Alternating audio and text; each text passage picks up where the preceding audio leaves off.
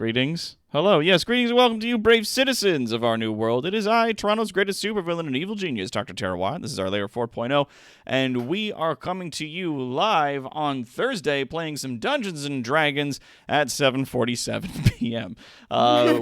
We are joined, of course, by our intrepid players that we've got here, going from the top of the list on down. We've got Cassie D20 Love 2 playing our local Banshee Bard, Siaces.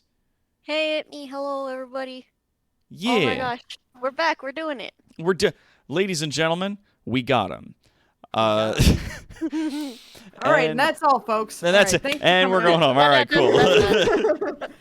And let's get the fuck out of here. In 2 weeks. Yeah, we'll see you in 2 weeks. And of course, we've got a Spooty Poots coming in to play our UNT abomination, Envrail Olo. I swear the plan is to not kill him this time. I have a plan, and it doesn't involve killing them this time. I swear. Everybody's like, "You okay, buddy?" Yeah, alright. And of course, we've got KC, the killing chick, coming along to play our grung druid, little frog person named Floop. Surface boss. Wow. Surface bot. What a Wouldn't be time the to be 18 alive. Without that introduction. Exactly. Hi. Also, hello. I'm going to turn you up just a little bit because you're suddenly coming in a little quiet. We've also got Warden coming in playing our Thry-Kreen Monk Keeper. Punch, then punch again. I'm going to punch, and then I'm going to punch him. Punch again, then I'm going to punch him. Punch. How much is that all together? 8 damage. Ow! Like, and last but certainly not least, of course, we've got Zax Triar, our Goblin Artificer, being played by a one Shaskar. There's much less explosions than I would have thought, but I'm happy for that. Less explosions than I would have thought, but we're still happy to be here. And thank you, everybody, also for making this wonderful boost. That is so fantastic. Thank you all so much for donating the volts to give us this wonderful boost here today. Woo! Hell yeah. We're also going to be, because it is now July. No, it's not. It sure is. Happy Bidoof Day, everyone. Everybody, happy Bidoof Day. And nothing else. Yeah. And nothing else. Or else. Oh! Now I gotta put out the fire in my chest because I was reminded. Yep. Yep. Yep. Yep. Bidoof Day. And only Bidoof Day. It's this and no other things. And everybody No other can things sit on this the day. fuck down. Yes, 2021 is now exactly halfway over. Congratulations. We've made it this far. We're here. Smelling a scented candle to maybe calm down. Yeah. Yep. Don't even light it. We don't have time for that. Just grab it, smell the I wax. Yeah, just Just whip the stuff my thing. nose in it. It's in like a little cup. That fucking Monster Inc.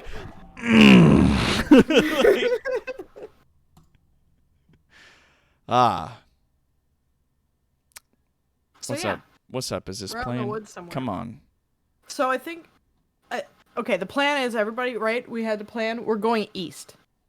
What? Hup. Hup. Yep, No, that was the west. plan. We're going east.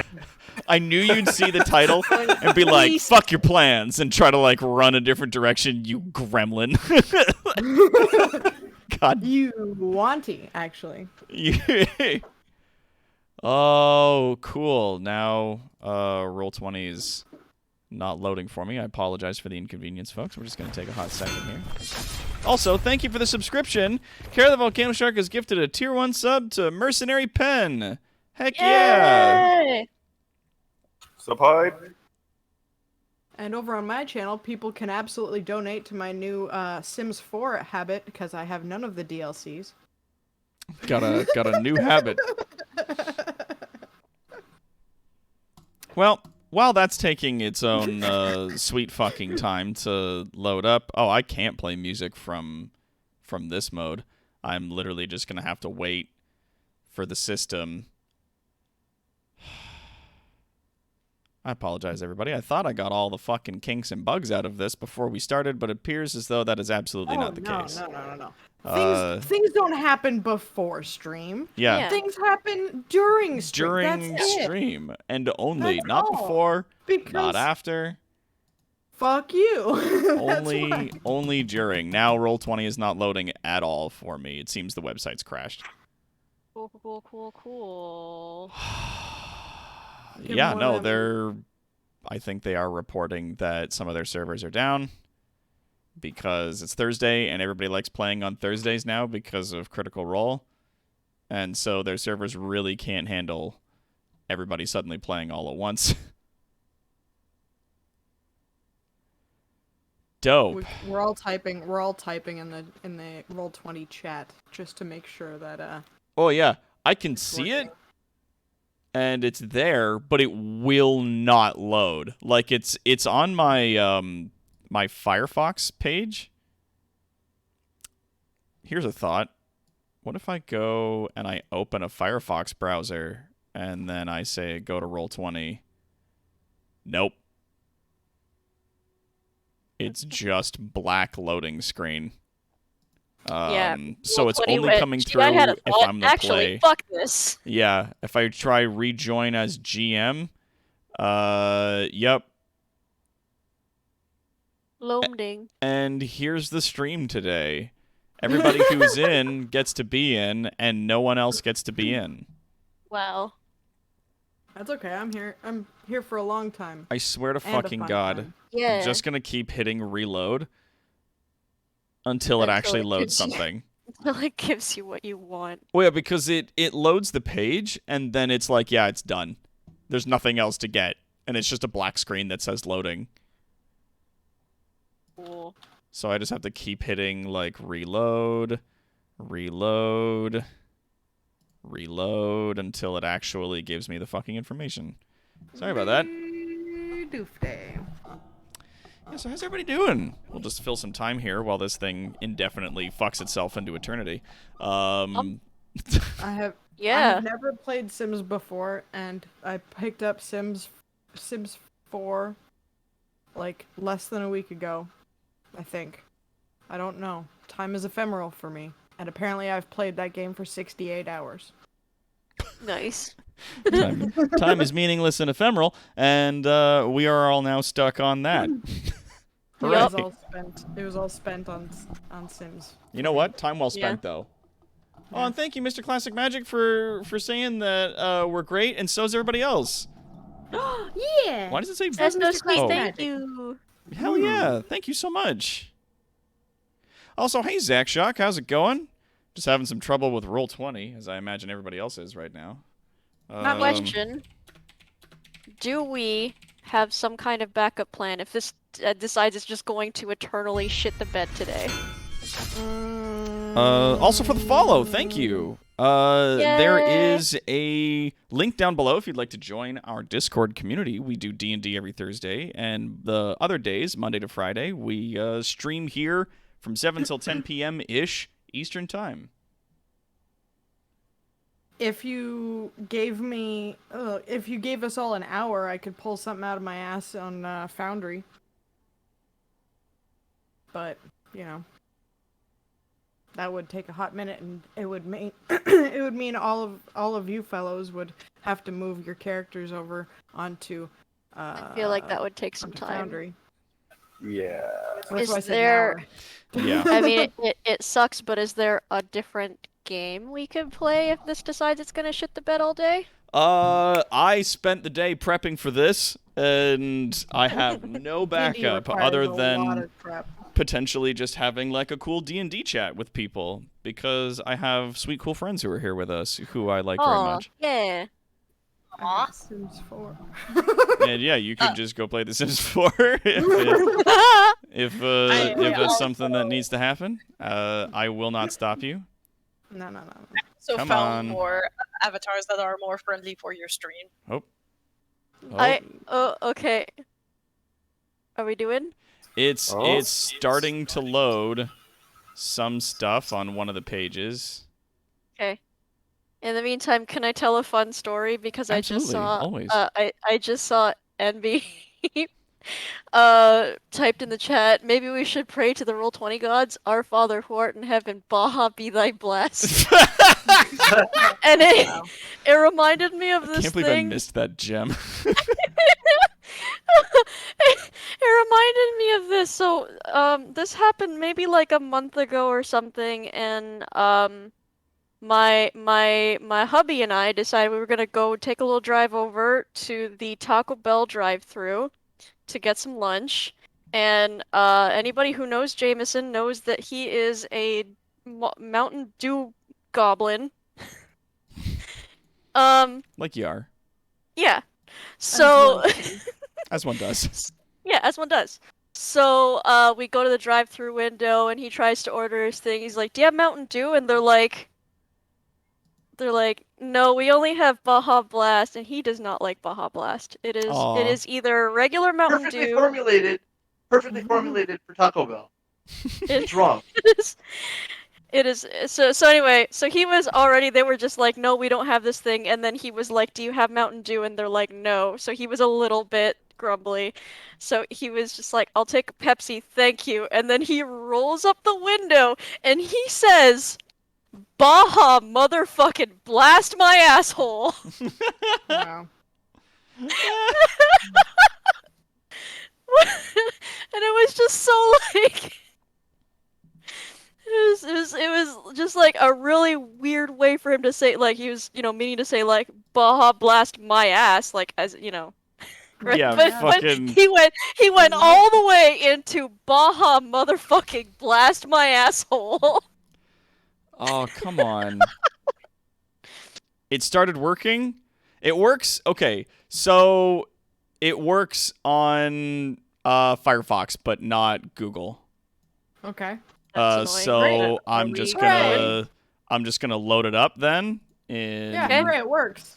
in Google Work is Chrome, good. and I guess that's just where I'm playing the game today because Roll20 fully can't get its shit together. Yeah, I'm very strongly considering just porting all of my media over to Foundry because I would be able to run it as a server directly from my computer instead of needing some other fucking server to run it, like the assholes who can't get their shit together over at Roll20.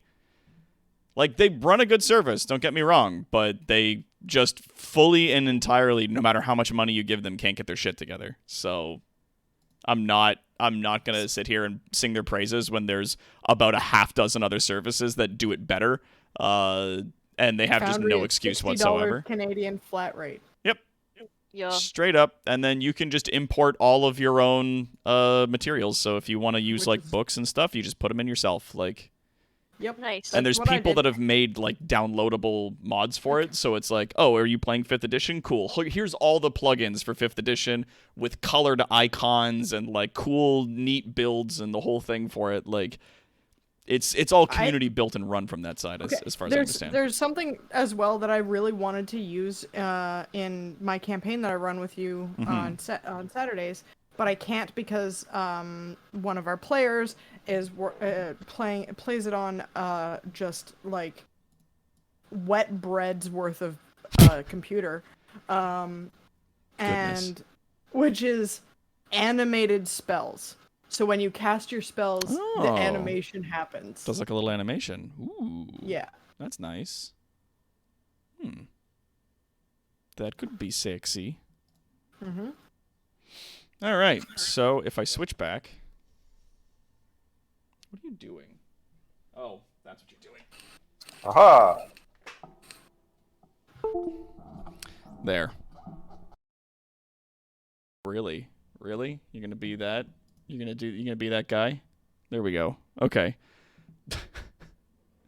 My computer was like, I'm gonna put all your sound out through your headset. Not like the one you're wearing, but your VR headset that you've still plugged in and is not currently on. It's like, cool. And like when you transition Happens it with to mine too. nighttime, all of the lights start turning on.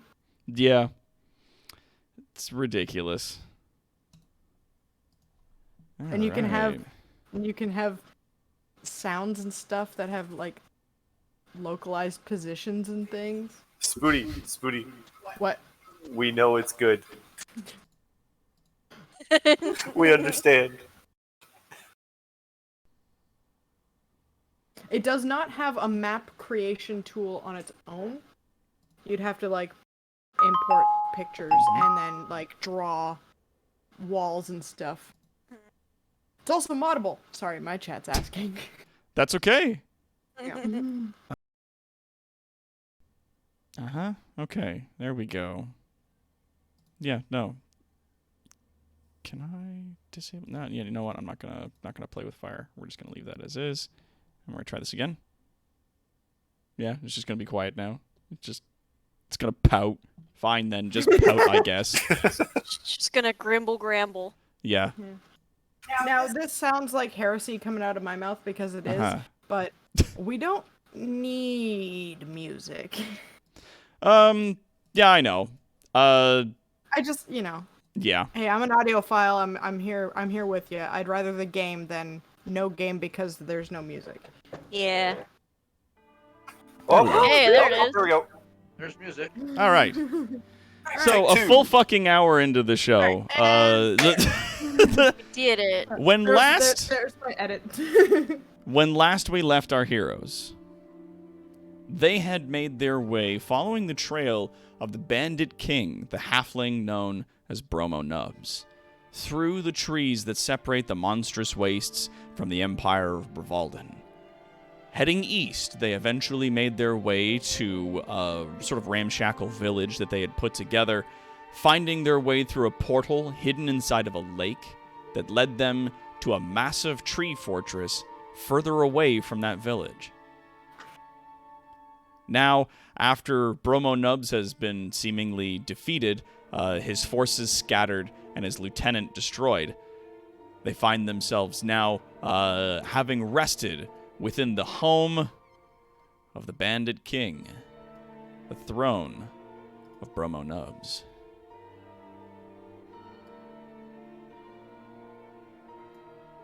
You guys have had yourselves a big dinner that Siaces cooked for you.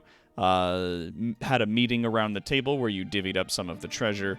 Left the mechanical sort of walker over on the side here to act as a sentry while you guys rested for the night and got yourself some much-needed sleep. As well as the homunculus familiar is on the opposite side of the portal, keeping a watch out there.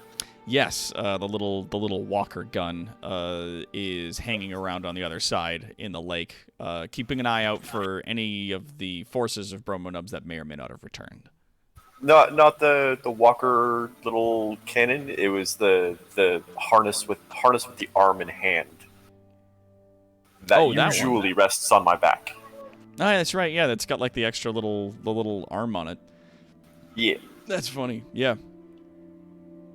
All right. So what are you guys getting up to? Oh, I assume we will continue eating. Yum yum yum yum yum. Well, we've rested, and I guess we're having breakfast and whatnot. Have we rested? Yes. Okay. So This that's is what I was yada gonna yada ask. yada. We ate and rested. Okay, Yeah. so I can refill my hit points and such. Yeah. Absolutely. Yeah, All you your- guys all can your give new hit yourselves the points and effects stuff. of a Shiny new shit. big ol' rest. So you got all your HP back. You guys have also leveled up. The team is now level 7, both teams. And you guys got your hands on some dope fucking treasure, which I'm gonna add into a sheet that you guys should have there. Wow. Wow. Wow. All right, so that is not a thing, and that's a thing. There we go. Bam.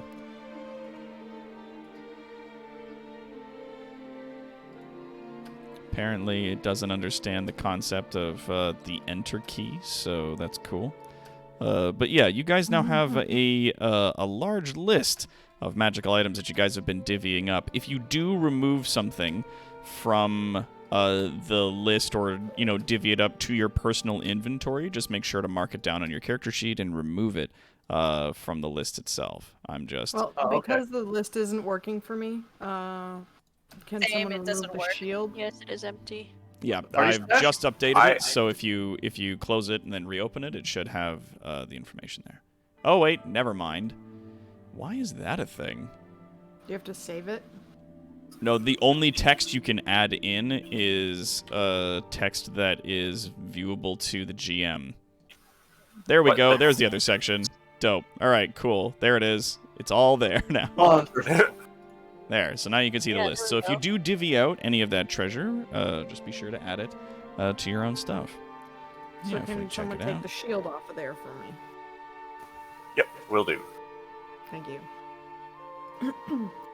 So yeah, Vrail's been like doing some mild maintenance to her gear, like sharpening her sword. Doesn't seem to work for me either. So if someone can just like remove the hat, is happily decorating to her own style.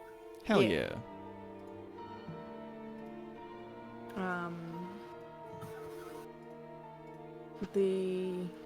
yeah. Vrail would be futzing about with the new shield, like testing Mhm. out how to activate it and such. I keep trying to remove the dial of bromo nubs, but it keeps reappearing. It seems to be Goes gone away, now. goes away, and then it comes back. Yeah. Seems to be fine Systems now. being fussy. Yeah, just like keep trying if you can.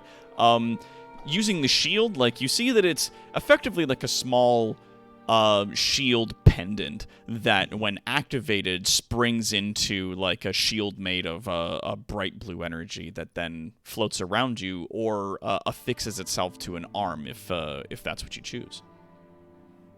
It seems to follow your intention, so whether or not you want to have it floating around you or if you want to have it in some other capacity, then that's what's there for you. Fair enough.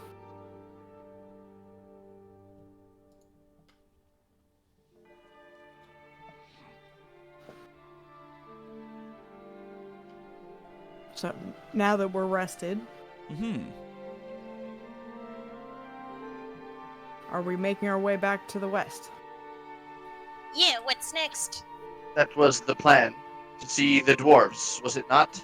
Yeah, the original so- plan is our plan now. Yes. The original plan. We're The back to original that plan. Before we got bromo nubsed. Fucking bromo nubs in the next week. I never need to be nubs again. I will never again need to be nubsed. Yeah, so you do remake your plan to, now that you've rested and regained your HP and your spell slots, to, if you want, head back out through the portal and then start making your way back west, heading towards the Dwarven Kingdom. Hmm. An idea. I know that Zax had a. Zach's had a plan? Yeah. Oh, yeah. Hey guys. I don't feel completely right about like just taking everything. Like, Leave what you want. well, yeah. That's what I mean. Like, I'm gonna leave a good portion of my share of the gold here for anybody who ends up coming back. I have no issue with that. Yep. You can go ahead and do that. You cannot guarantee that whoever finds it will be deserving. Well, I know. Whoever finds it will need it if they take it. Yeah. Like, I mean, this place is kind of a hidden little fort, so the only people that would really know about it would probably be like the halflings that we were fighting against. But even then, we had no issue with them. It was just nubs. Agreed.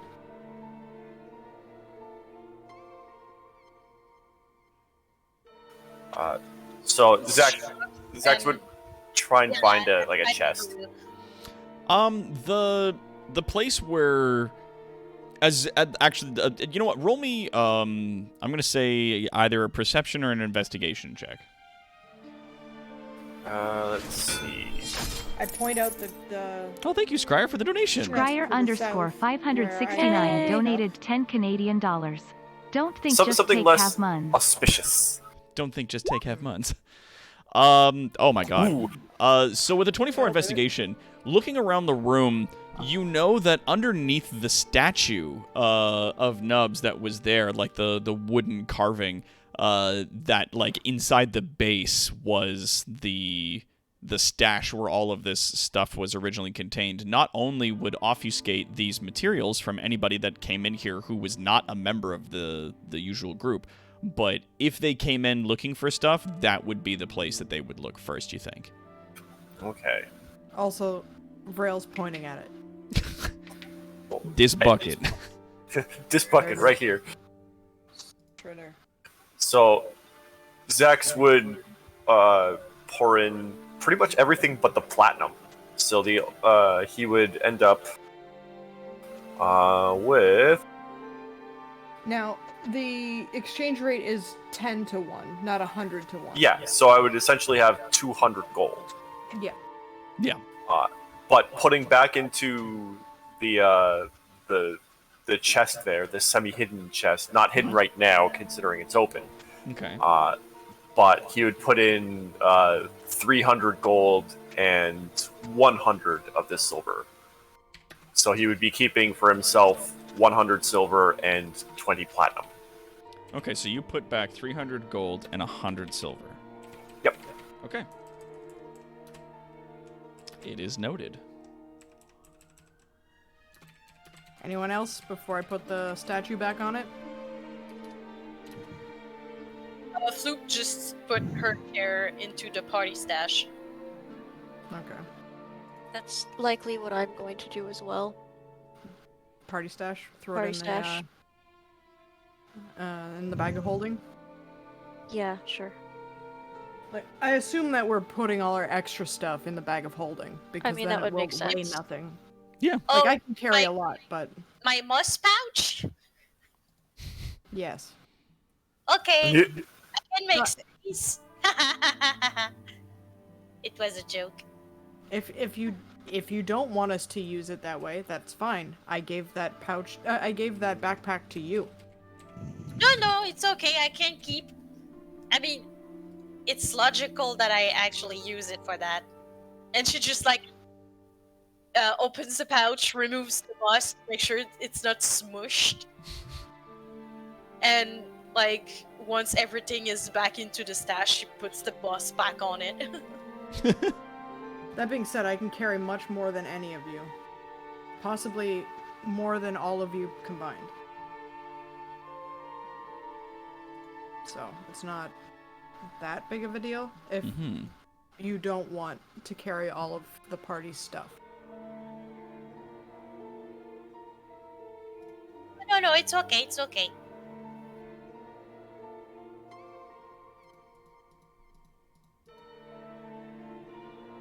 Also, Vrail then goes about and looks for a coil of rope. Yeah, do either a search or an investigation for me. I passively look for rope, Oh, yeah, because your passive is like, what, 18? which is 18. Just gonna wander around I just passively. wander around out of the corner of my eye. Do I, or with Snooping. my snake tongue? Do I smell anything that You smell any smells like rope? a You know what? rope? I'm gonna say yeah. Down to the to your sort of like bottom left. Yeah, heading down in that direction. You do find that there is like a crew quarters area, that there's a space where people can sleep, and there's small like chests with personal effects in them. Going through the different chests that are there, you find 2 coils of hempen rope. Each of them, I'm gonna say, are 50 feet long. Excellent. I take both. Did you want anything else that was there, or are you just after the rope? You find like personal effects, like What else is clothing, there? boots. You see 2 daggers on one case. MR Classic look Magic at the donated daggers 10 as well. Canadian dollars. Yep. Yeah, because Dang it, I forgot to Blake give the first obviously one needs well too, a boots. still good XP. Hey, yes, Sometimes, I do, yes. Actually, yeah. Thank you You know what? Thank you, Mr. What Classic kind- Magic, for the $10 donation. Of what quality are Yay. these boots? The leather boots, they are standard quality. Like, they're not bad, Standard but they're good. They're Like, not. they're- They're not all beat up. Nope, they're actually kept in good shape. In very good shape. Good Looks enough. like they can't be damaged, kind of Like shape. medium shape, I would say. Okay. That's like Because average one of- leather boots. They're not very- worn up. A very clear way of seeing something as a magic item is its wear and tear. Yeah, no, it's not. It's definitely seen some use, but it's being kept in good standing. Like whoever Alright. has these boots is like taking good care of them. With that note, do the daggers look any special? At, like, just They looking appear at to be standard daggers. Just a couple of Fair steel enough. daggers. I take these daggers and Dope. I bring them to Keeper. Hmm. Keeper, do you have any use for daggers? Keeper shakes his head side to side. I do not. Not for throwing them or anything like that? Usually people of your dexterity, I You know, like people. to throw things like that. Yes. I mean, I could probably find some use for them. A blade is handy in a situation. In many Would you situations. like them? Keeper kind of shrugs. I will take them for now. I hand them over to Keeper.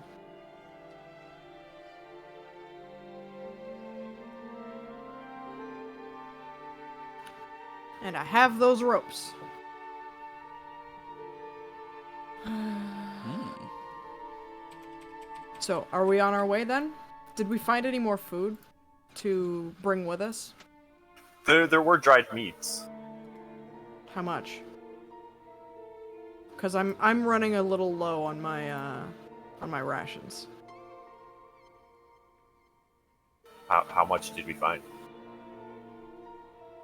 Looking over the meats and things, I'm gonna say the dried meats that you found in the barrels there would be about, I'm gonna say like a week and a half. So you're For looking how about many like people about and, 12 like- days worth of rations for a party of this size, I'd say. Like there was a lot of food in there. Some of it was like, you know, fresh produce, but any of the meats that you found was like cured meats. So like salted porks and beefs and things like I that. take 4 meat rations. Dope. Just whatever the equivalent of dried meat for 4 days for me. Yeah, works. I'm gonna say I'm gonna give you a nice round. There's 20 rations worth of meat, Dope. preserved salted meat. Now there's 16. Zax will Nice. take 2. Squire, it is indeed Shadow of the Colossus music. This is music called The Prohibited Art. Hmm. It's nice ambient music. Mm-hmm. So- Okay. Is everyone ready? Yep, I'm good. I Looks am. around to the party. Yeah. All right. Heading backwards through the portal and back into the trees, you guys find yourselves now in and amongst the thick of the woods of the space that now separates the Empire from the monstrous wastes. Which direction you guys head? We No. we came out of that little lake, right? You can head east, but I will be mad at you. I know. Because you Listen. told me you were heading west before we did this, and I was like, all right, Going straight to Oron. Let's go. let's fucking go!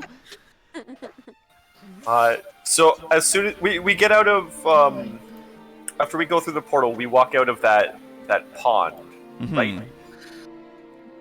Or it's more like so. I would Zax would turn to Floop and say, "Hey, mind if I borrow that hat for at least a moment? Okay. I'll give it back. I'm not gonna keep it." She like very delicately hands over the hat, but she grabs the flower on it and puts it on her head. So Zax is gonna take it and put it on his head. It does require attunement. I was gonna say. Crap. Yeah, so you have to like spend an hour. Spend an You have to hour spend an doing hour nothing wearing else. it, and concentrating on like activating the magical properties of it. Well then, never mind. I'm going to give it straight back to Floop. I can imagine Zach puts on the hat. This doesn't make me any louder at all. This doesn't make me any louder at all. Damn it. Some bullshit. Loud? If you can you call out to see if there's anybody has come back to the village? What are their names again? The tiny people? Halflings. We didn't get their We didn't names. get their names. Halflings. That's. I thought they were just very, very tiny elves. No. If this hat doesn't Okay. do anything magical, I will call it boring on Twitter. What do you want me to say? Say we mean you no harm. If there's anybody left out there, please come back. Okay. She tries to activate the. She places herself at a like reasonable height. Probably on the top of one of the houses, so she can be heard further. Attention, all people, halflings. We mean no harm. We're actually on our way. We did not mean any harm. You can come back. We won't hurt you. Promise. Roll me persuasion. Or deception, depending on Or what you meant. deception. Well, you guys didn't leave any like traps or anything like that, so Aw. yeah. No. If your character does actually mean that they mean no harm, then yeah, roll me persuasion. Okay, hold on. I'm probably shit at this, but I'm gonna try. We come in peace, said Phasers to kill. Thanks, Mercenary Fed. I love Squires. We mean you no harm is exactly what someone meaning harm would say.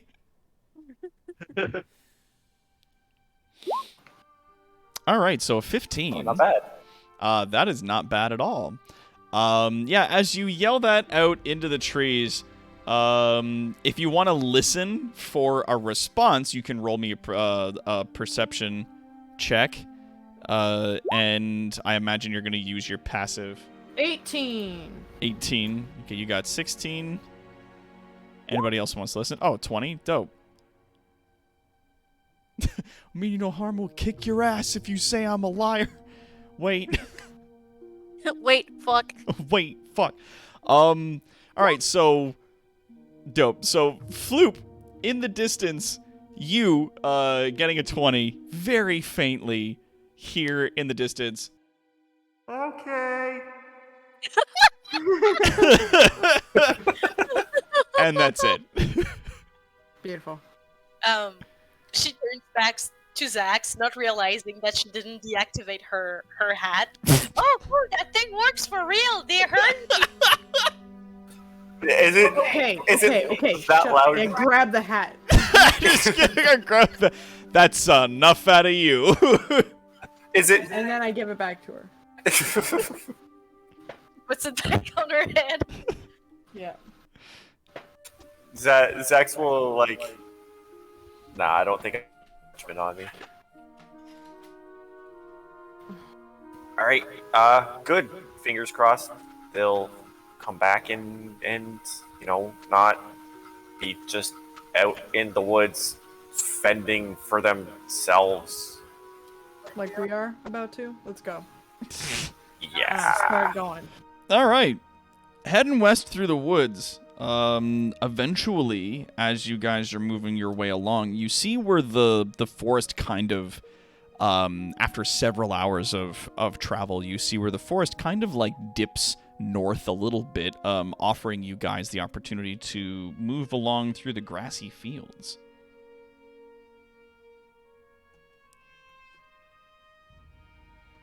See, Oh, Floop sees the grassy field very happily, and she starts frolicking in the fields. She's happy. As you're frolicking in the Be fields, careful. you see a number of wildflowers that are there. Some species you actually recognize, others you've only heard about. I freaking take samples of them. I preserve them. Caution. It's surface nature. I'm gonna keep it. Yeah, roll me a nature or a survival check. Vrail breathes deeply through. Well, I guess she wouldn't sniff. Her tongue's gone all. I was gonna say snakes have noses, but yeah. They don't sniff. That's not where they smell, but yeah, like they have noses. As Keeper sees Floop run off and start frolicking and picking flowers, she's gonna remain on alert just in case anything jumps out of the grass. Like, Yeah. Standing at the edge of the field, with the wild. Oh, thank you for the subscription, Scryer. 2 months. Don't think, just take. Have Prime. Thank you. Looking out across the field, like you guys, just absolutely, especially with Vrail, like taking in that deep breath, you can smell just like the beautiful fresh air. And there have been fields of fresh air and grass and sometimes flowers down in Autometh, but the false sky and everything that's there was a very close facsimile, but a fake nonetheless, of what you're seeing now. Like the grass and the nature, and just like you really feel the size of the sky and the distance of the horizon. Like as it stretches out in front of you guys, you get a real chance to take in the entirety of the Empire of Light. Ooh, and I think got hell yeah, ambient field sounds. I raise up a bit on my tail, like get another like foot in height or so, and just I look around. You're raising yourself up and looking around. You can see that, like, yeah, it's like in the distance in all directions. You see just like the fields stretch out. Way to the west, you see mountains. You occasionally see like a road here and there. And to the south of you, actually, you do see way in the distance to the south, and I'm going to use another picture here as a brief proximity, but not an exact, this is how close you are. But you see way out there a castle town far to the south of you. I compare what I see to the map, just so I could start trying to get my bearings. Yeah, looking around, and let's bring up the map. Looking at the map of the continent of Emerron, you find yourselves, it seems as though you've exited from the forest just north of the city-state of Igris. Does it look like that's the city I see off in the distance? I mean, it's hard to tell, because the map just has, like, a drawing of a town with a wall around it. Looking to the south, yeah, it's a castle town. It's got a wall around it. It appears that like, and you can see that the forest does sort of dip north a little bit from there. So, like, you're not directly north of it, but you're like a little to the west, north of Igris. And I can see the difference between Egress and the Empire of Bravalden, because I don't see a second walled castle town. Yeah, no. Nearby, right? Okay. Yeah, like with the amount of space that the Empire of Bravalden takes up in the center of the map, you think that either the person who made this map was a big simp, or that it's just further away than it is drawn on the map. Yeah. It appears close, but you're thinking it might be a few days' travel, given the fact that you can't see it. Sex will climb up on on top of his spider mount, and just sort of like put his hand over his eyes to shield his eyes from the sun, just to take a look. Yeah, what's the temperature like out? It's like a clear, beautiful day where you guys are standing, and you're looking at something like comfortable, at least for a Canadian, super white guy like me. It's like a comfortable 23, 24 degrees. In the Right. sun, it's warmer, like in the direct sunlight. I put my black cloak on. I did Right. use Incarnate for that map, Scryer. Thank you. Because I have yellow scales and gold armor, and I want to heat up. So, putting on a black cloak. Oops, just happy picking up flowers and plants. Putting on a black cloak. Zach's Put on a black cloak because I don't get my own. I don't make my own heat, and I want that sun. Also, there's a cute little drawing of Floop, now complete with her adorable hat, in Aw. in our Discord, and I just wanted to share that with you guys. He's cute as fuck. I can also bring it up. So cute. That's cute as fuck. There it is. God damn. Super cute. Zax will turn to the group, noting the town that's invisible from the distance, and say, "So, should we follow the forest west?" Keeper looks to the dwarf. Yeah, she was Yes. about to say to do the same. She stopped picking up flowers, which you didn't tell me what I got able to gather with my row. But she just looks up at Garrick like, yeah, I don't want to go in the book. Where do we go? Yeah, I look to the west while they talk. to try and Garrick see those Stonetooth, mountains. as you look back to regard him and ask him what his opinion is on this matter, appears to be standing just at the forest line. Hesitantly, he does not move into the open field. I want to Luke- roll an insight check. Yeah, roll me some insight. Flip What's just slowly What? waddles up to him, and she's like, "What's wrong?" 17. With a 17, this is a person who has been living in exile for an amount of time that you're not exactly sure of. Coming out of the forest appears to be a very real reminder that he is returning to a place that he's not welcome. Well, That it's not the field itself that frightens him, but it's that it's a milestone back home. well, I go up to him, and I go to pick him up by the back of his coat.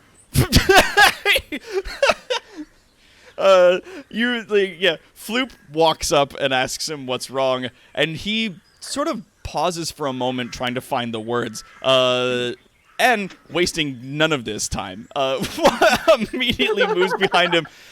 You reach down to, like, pick him up, and he, like, swats your hands away, and he's like, "It's fine, I've got it, it's fine." And he trudges into the field about 5 or 10 feet, stops, turns around to you, and, like, puts his hands up and goes, "There." He's- I nod to him. Yeah. Like, kind of a good. We did it. Good, you got it. for you. All right. You got it. Yeah, and so he just and he starts trudging slowly into the field. Oh, this music.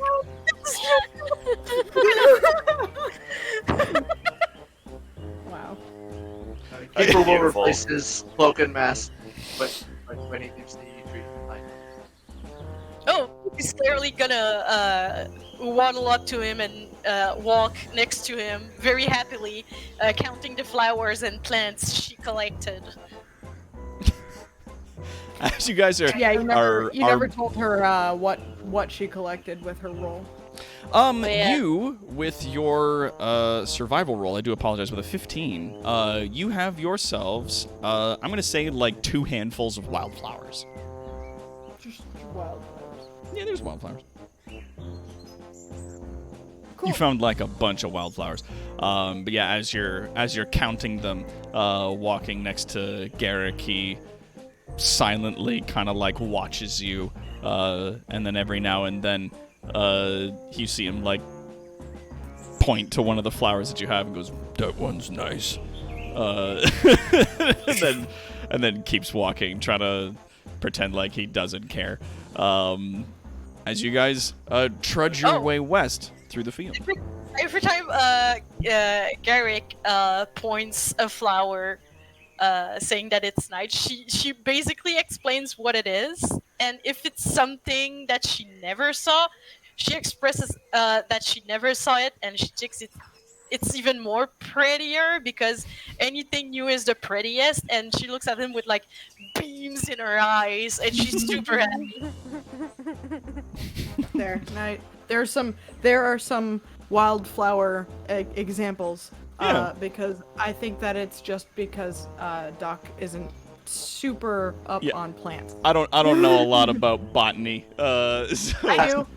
I do. Yeah. Grass and there's everything You else. have some Grass- thistles, some daisies, and some wild carrot flowers. there you go. Yeah, I do recognize those as being wildflowers I grew up around in the countryside. But yeah, so you'd find things like that, and as you go through each of them, sort of talking about them and expressing interest, you see him like almost smile as he nods, and then at one point, when you have like a daisy, he asks actually if he could have one.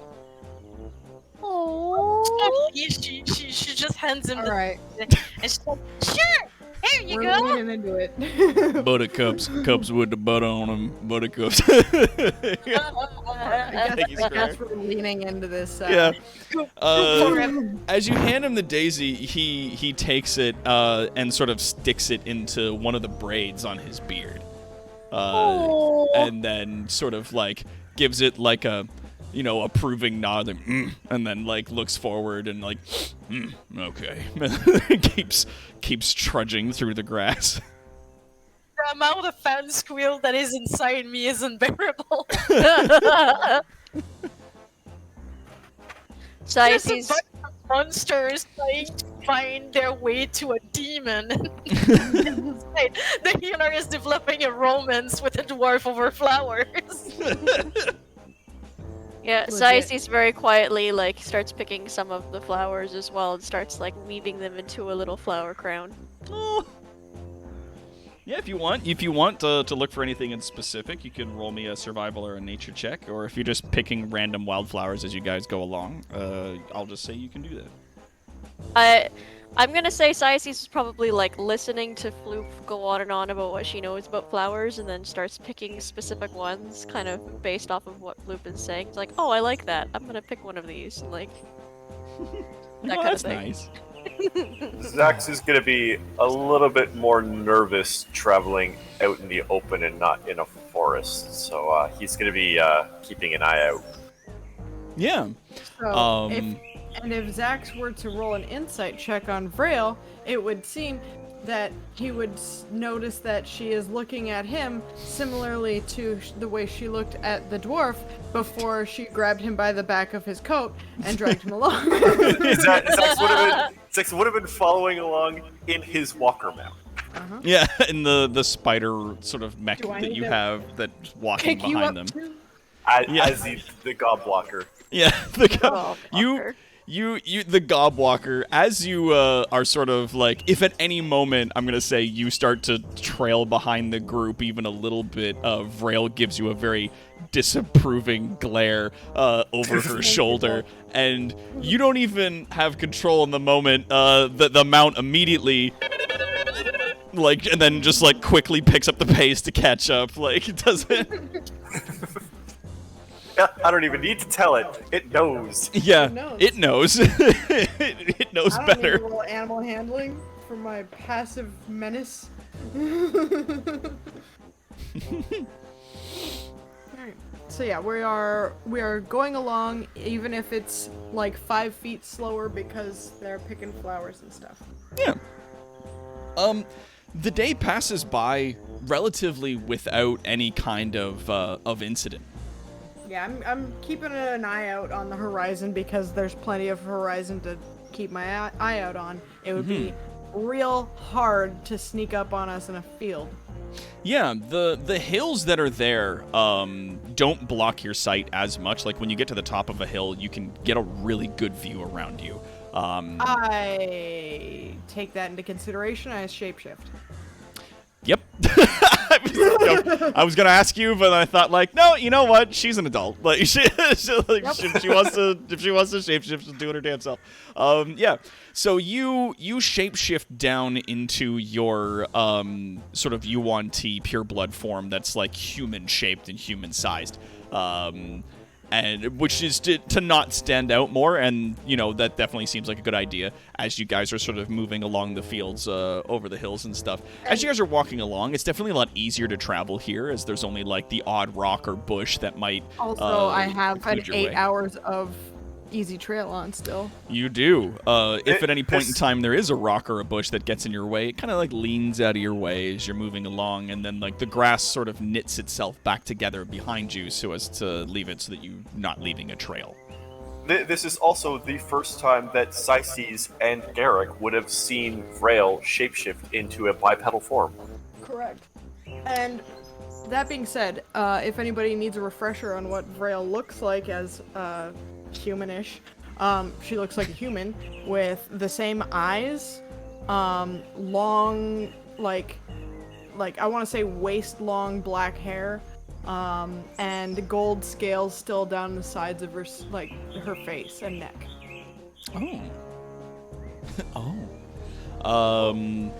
Yeah, as you change and sort of just like shift down into this form,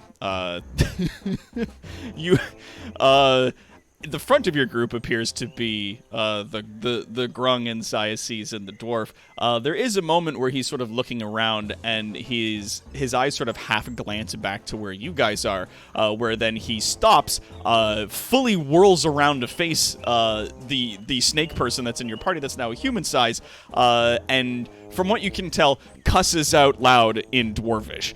As he's looking about, and then like in a half a second pieces together that it's you and you've changed down into a human size, and he like breathes a huge sigh, like puts his fucking hands on his knees, like leaning forward, like taking a second, and then like stands up, like gives you an approving nod and goes, "Right,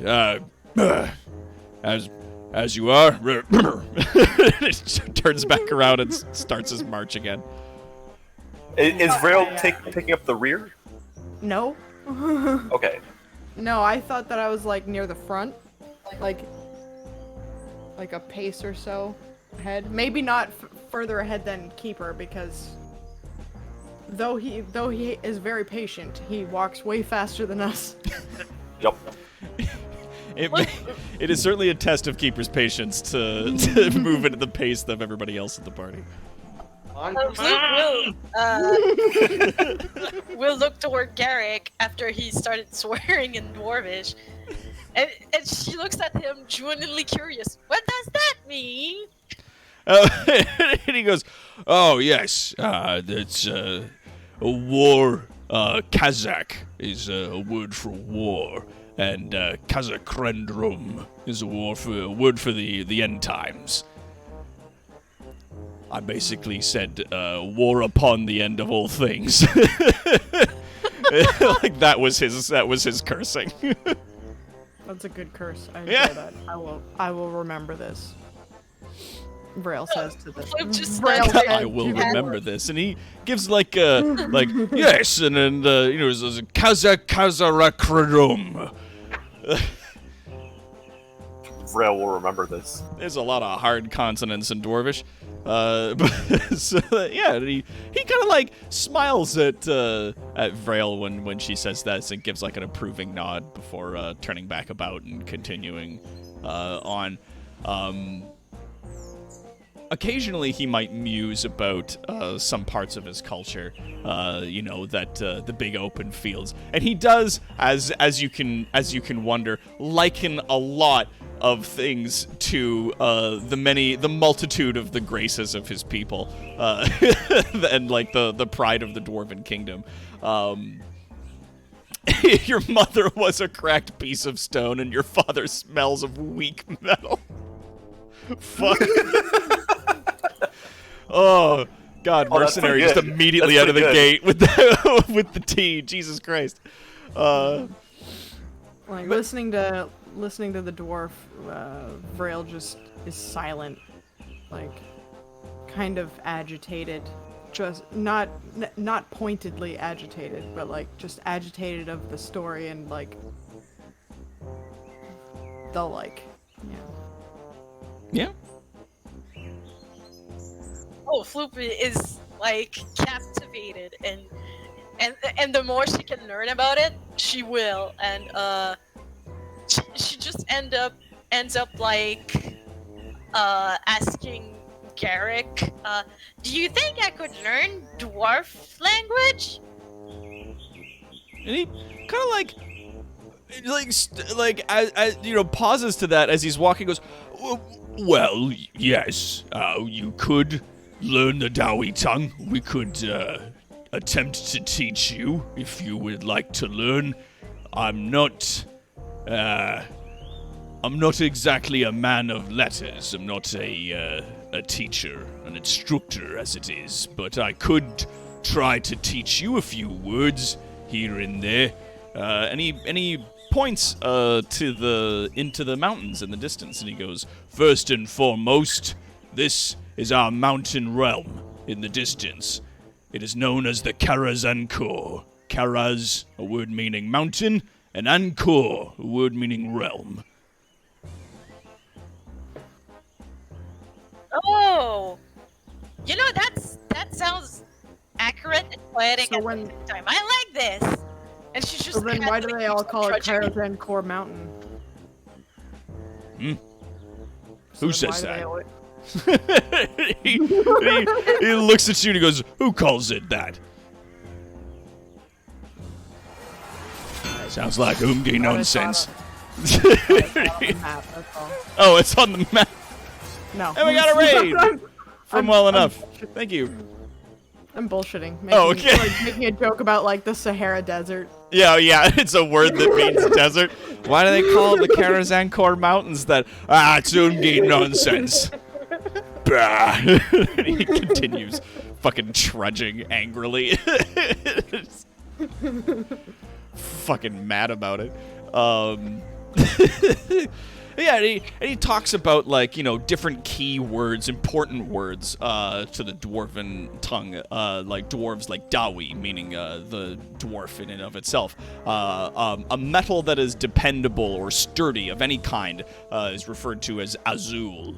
The word for goblin, as he points to one of your other party members, is a word meaning groby.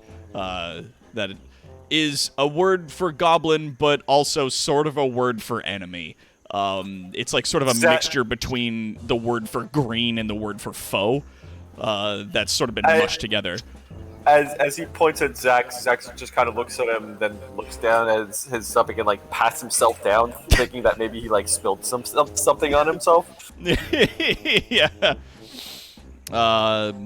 And then another word for craftsperson or craftsman is Okri, which is also a common name. It's like the Bob of dwarven names. Oh, Floop is taking notes. Yeah. I feel like Vrail is just having a hard time paying attention to anything because of this conversation. Just like, Just my like God. eyes glaze over. Like, Yeah. The day goes on. Eventually, you guys, as you're traveling along through the field, the sun starts to go down, and you find yourselves on sort of the edge of the evening in the afternoon twilight. If we're going to make camp and light a fire, we should probably do it on the opposite side of a hill than the town. Aye. we should probably surround it. Yeah, if anybody wants to like look for a good spot to camp, that's like specifically a hiding spot, you can give like a survival or a nature check. Here, let me roll that for sure. Let me- Somebody else do so too. Yeah, Floop, you immediately see that like one of the so you're rolling with So that's a disadvantage. 1. Yeah, Yes, a that's a 1. I forgot I I didn't mean, have to roll it twice.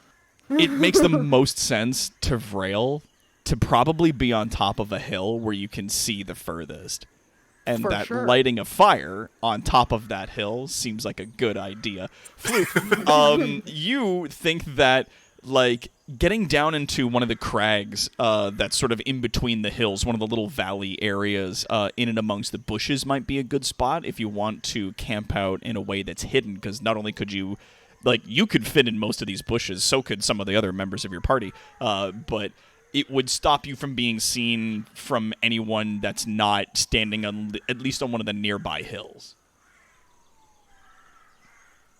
Floop just watches Vrail considering the top of a hill, and Floop. Oh, she's on the top of the hill while she's looking around. Like, yeah, yeah. This Yeah, this is good. She just looks at Vrail, and she doesn't want to tell her that she's wrong. So she's like, but I'm already dressing up your tent right here in a place where we can hide. Yeah, Kara in the chat, they don't have a magic tent. They just have a tent that escapes certain party members' ability to erect said tent. Yeah. It's because for the foreseeable future, or until I say otherwise, I'm gonna roll survival at disadvantage. Yeah. Because there's no reason for my character to have any survival skill because she grew up in a fucking castle. Yep. Grew up in a subterranean temple, being waited and doted upon by servants. And so it's like, yeah, fucking get up here, get a big fire going, call Gondor for aid. This is the shit. Yeah, exactly. All of China knows you're here. Yeah. Because what we want, we don't want to hide. We want people to know that, like, we are here and that they should fear us. Anyway. But yeah, what do you guys do? Floop will start putting up the camp where the spot is the sneakiest. Her spot.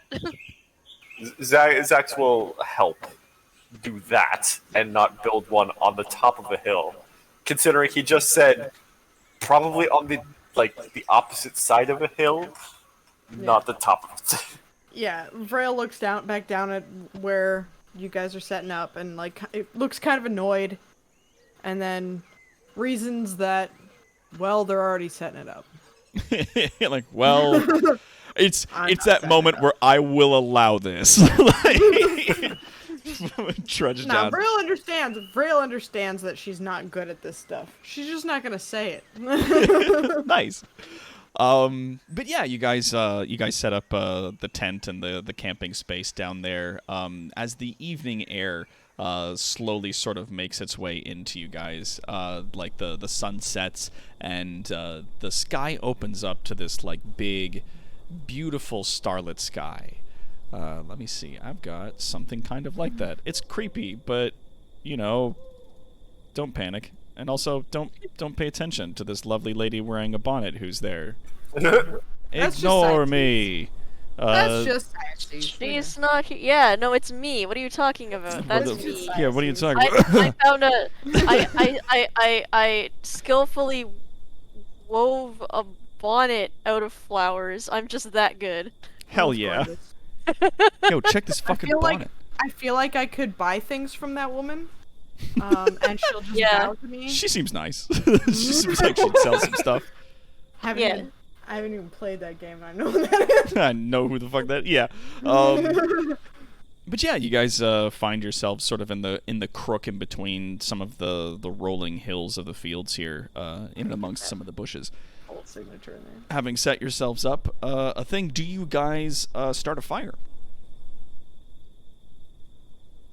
I start fire. Yeah, I would have started a fire. Dope. Yeah. Keeper would go off and do like training, breathing exercises, meditation, like practice martial arts. Nice. Yeah, so Keeper's like doing some kata, doing like different motions and going through the usual stuff off to one side. Was there any like concern about a fire being made?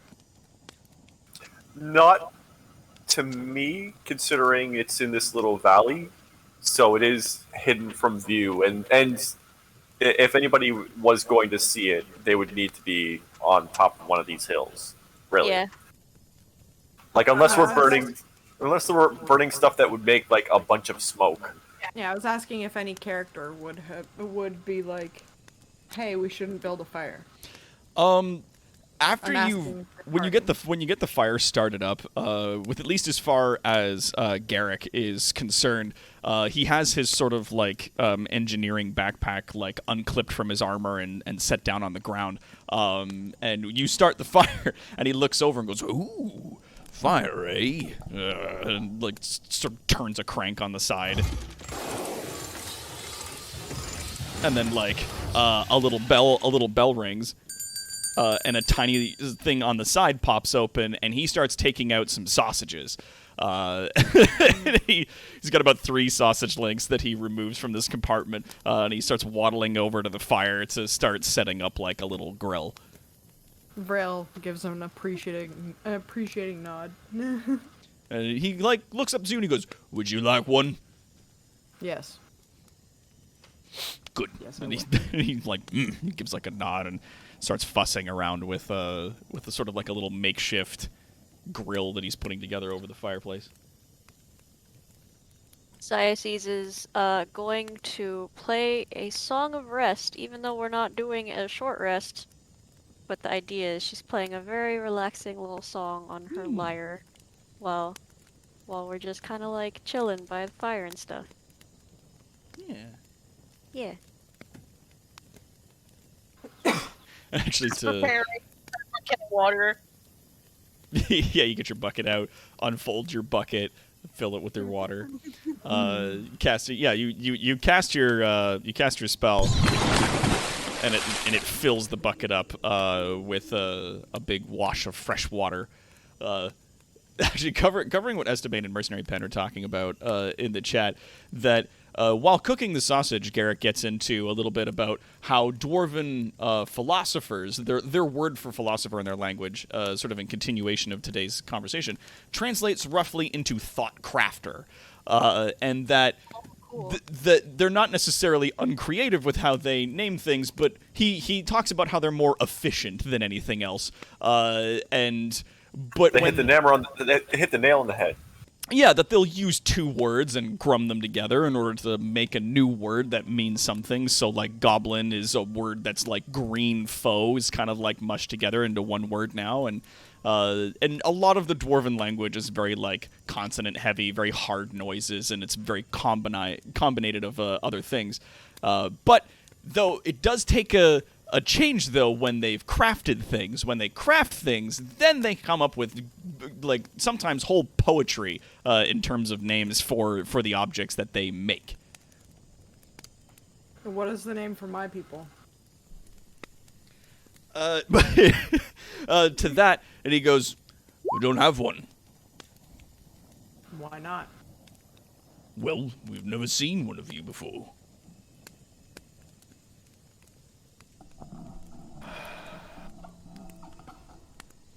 I believe that. He gives like a nod in a way that conveys like a bit of sorrow, and he goes, "Aye, it must be It's difficult." like a twitch. What must be difficult? Well, how long have your people been away from the world? Longer than my lifetime. Aye. And you want to have your home again, is that right? Of course I do. But I also don't know how many other groups of my people there are. We can survive when we need to. And to that he nods and he goes, "Perhaps I've misspoken. But when I say things are difficult, I mean that that hardship is not a bad thing. That Oh, it I will know. be difficult, but it'll be a challenge worth taking. My people revere those that can survive through a lot. Adversity is the friend of strength in many cases. And most of Dowie kind, if it's not hard to do, it's probably not worth doing. He chuckles. My point is that when our place, when our home was taken, I assumed that multiple groups of us split off separately.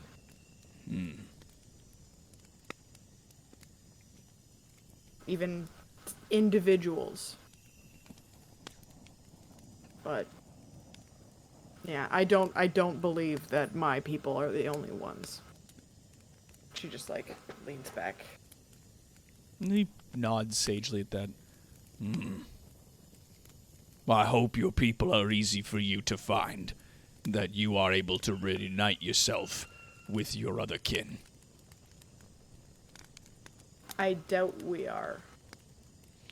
I doubt so too, but, you know. He shrugs.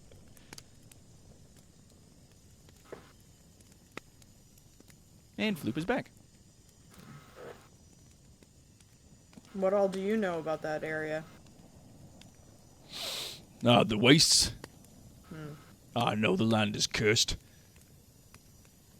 Yeah, well, this forest was cursed. What Aye. about this field?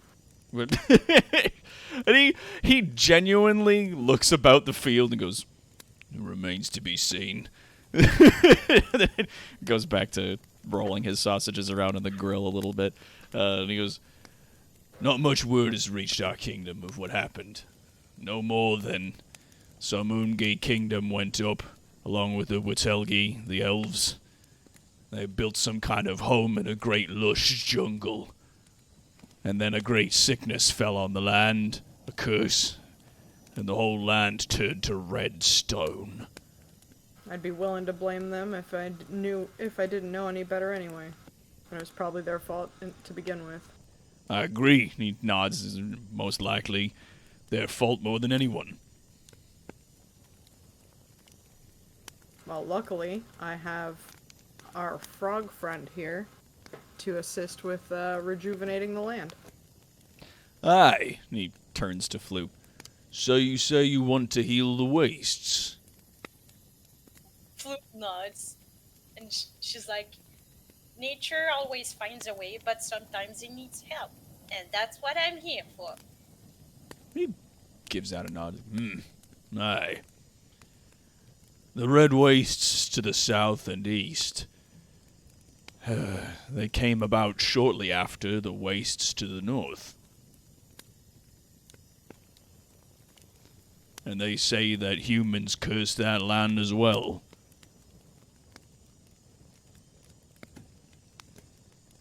Used to be all forest and whatnot to the north of the trees.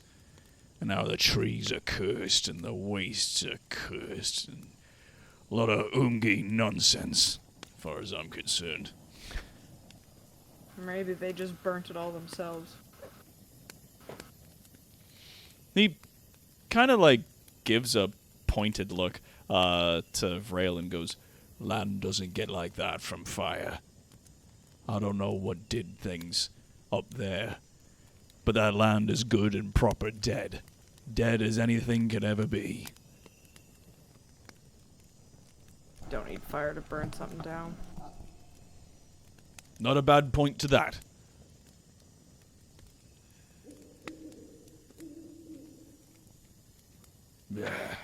Ungi business. He finishes cooking one of the sausages and holds it out to you. I take it and I almost swallow it, and then remember that I'm human shaped, and I go and I chew on it. Yeah, just sticking him up. Almost duck it. Yeah.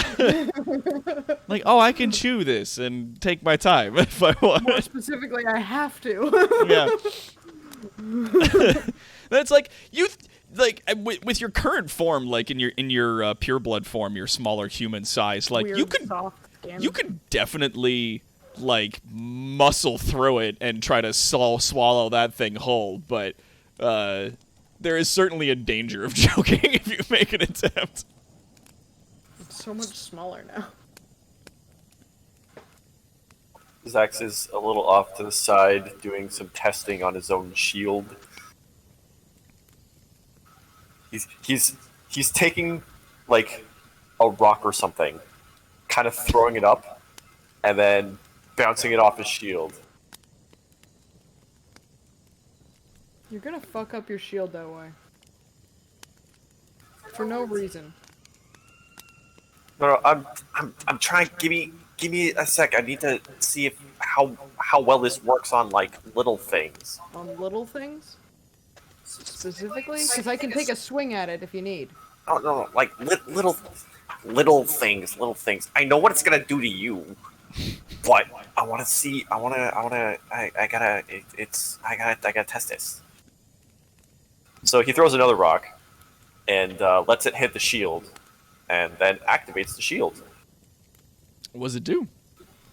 I'm copying and pasting that into the text. Bam! A repulsion shield. 6th level artificer. It is a shield, requires attunement. A creature gains a +1 bonus to armor class when wielding this shield, and it has 4 charges. While holding it, the wielder can use a reaction to immediately after being hit by a melee attack to expend one of the shield's charges and push the attacker up to 15 feet away. The shield regains 1d4 expended charges daily at dawn. That's fucking cool. How does it look when it goes off? When it goes off, there's a shimmer and kind of the air distorts around it, kind of pulling off in like the 4 cardinal directions of the shield itself, with more of a kind of a burst forward in the center of it. So like a pointed shockwave of like force energy. Yes. Cool. So I'm seeing if I can launch the rock with it. And if so, seeing how far it goes. Yeah. Roll me Arcana. Ooh, I'm good at Arcana. Yeah. It's just a little rock, right? Yeah, it's just a little rock. It's just a little rock. But it's like you're testing your stuff.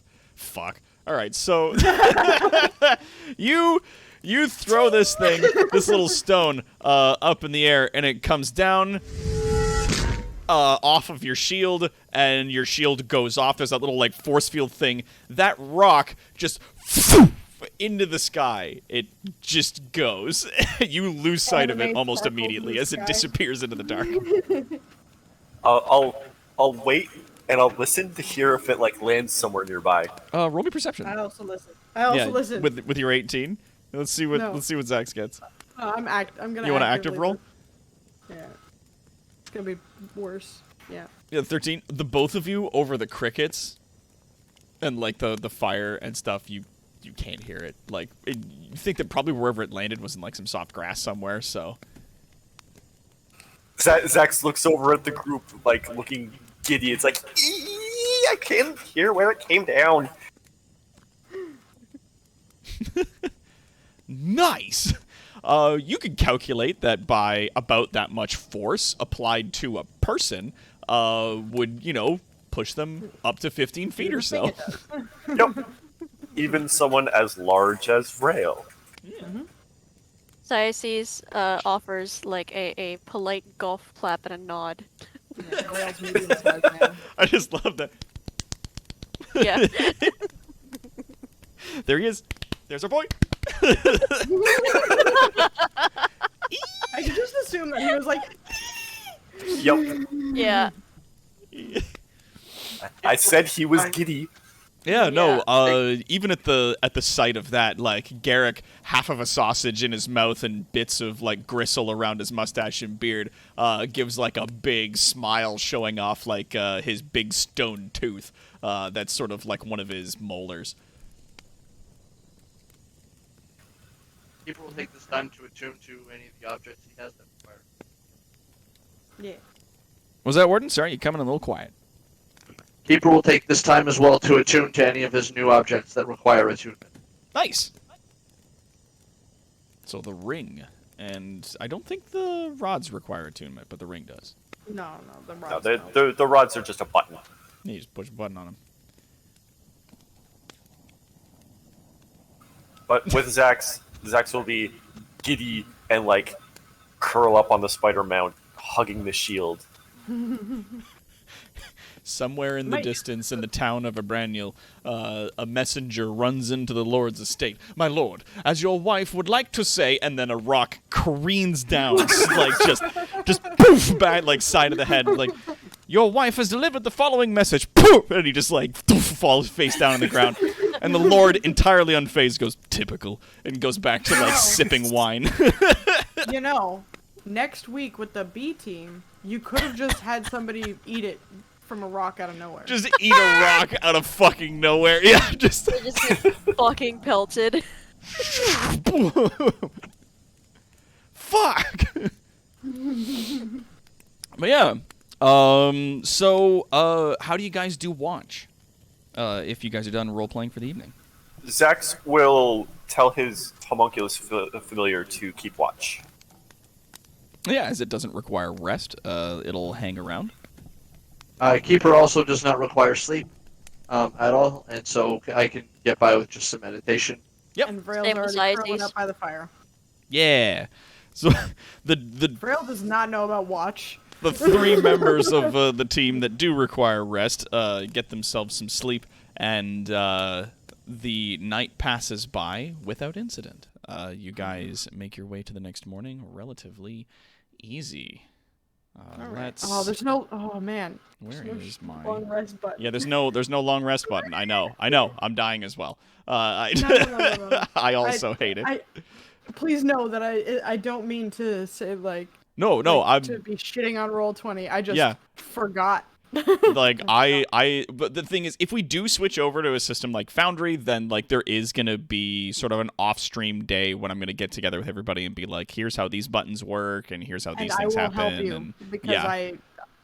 I retain a lot of that, and I've Yeah. used it on 3 other campaigns. Let's see. Do we have a thing with this? There we go. Oh. The next day starts. Field music. The sun rising just up in the sky. It is maybe 30 minutes after dawn, so you're looking at like maybe about 7 or 7:30 in the morning. When some of your party members start getting up, Garrick gets up and sort of kicks a bunch of dirt on the smoldering embers of the fire to put it out, and starts to attach his equipment to him. I do the same. Keeper will stretch and perform his exercises, his daily meditations, mantras. You know, do his monk stuff. Dope monk shit. Dope Yeah. monk shit, yeah. As the sun's coming up, there's just this bracing wind that crosses the field, filled with this like cold mountain air in the distance that you can smell. And Keeper, it does feel just a little bit like home. If only the elders could see this. I wonder how Furkick is doing. Somewhere back in the kingdom, Furkick sneezes. Love that trope. As you guys start getting your things together and beginning making your way out, Garrick sort of like, nods around approvingly, sticks his finger in his mouth to lick it, puts it up to the air, looks around, and then turns promptly towards Floop and goes, "Which way is west?"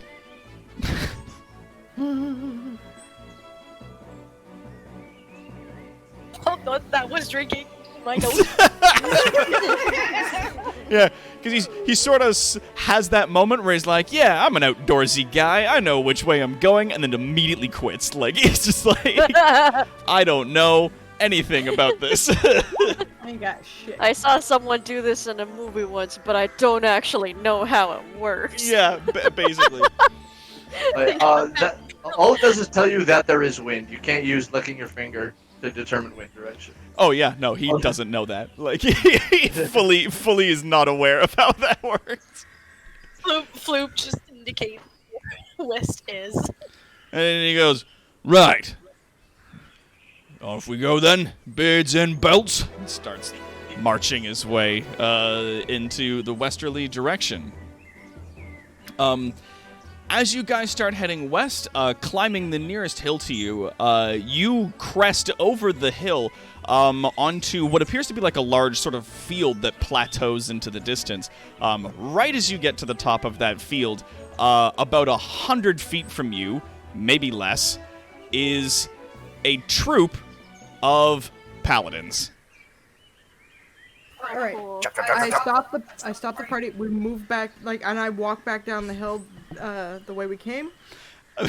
You like the second you guys just get up just over a the little bit. edge, they're like standing almost right there, like staring at you. Three of the members of this sort of traveling group of soldiers, their mouths are just fully open as they're Fucking record scratch. yeah, just like staring right at you guys. And then like a couple of them like scramble, like grabbing their shields and their swords, and they're just like, "To arms, men! To arms!" And they like start getting their stuff together. And I'm gonna have you guys place yourselves on a map in your marching order, and then we're gonna roll ourselves a little bit of initiative. I was about What to say, was the thing that you wanted to do as you caught these guys? Okay, we're 100 feet away. You said, Oh, I mean, and they immediately saw us before we could react. yeah. It was kind of like you come up over the hill and they were already sort of moving in your direction, traveling east through the field, and saw you Alright, guys then as you my guys plan's came up. And as you're no taller than the rest of your companions and you're not marching at the front, then they would have seen some of you before you guys had a chance to react. I was about to say, can I just use my hat and try to scream, don't attack, please? If you want, you can. I will allow you. I will allow you to have that action if you want. I'm gonna take it. She's just like,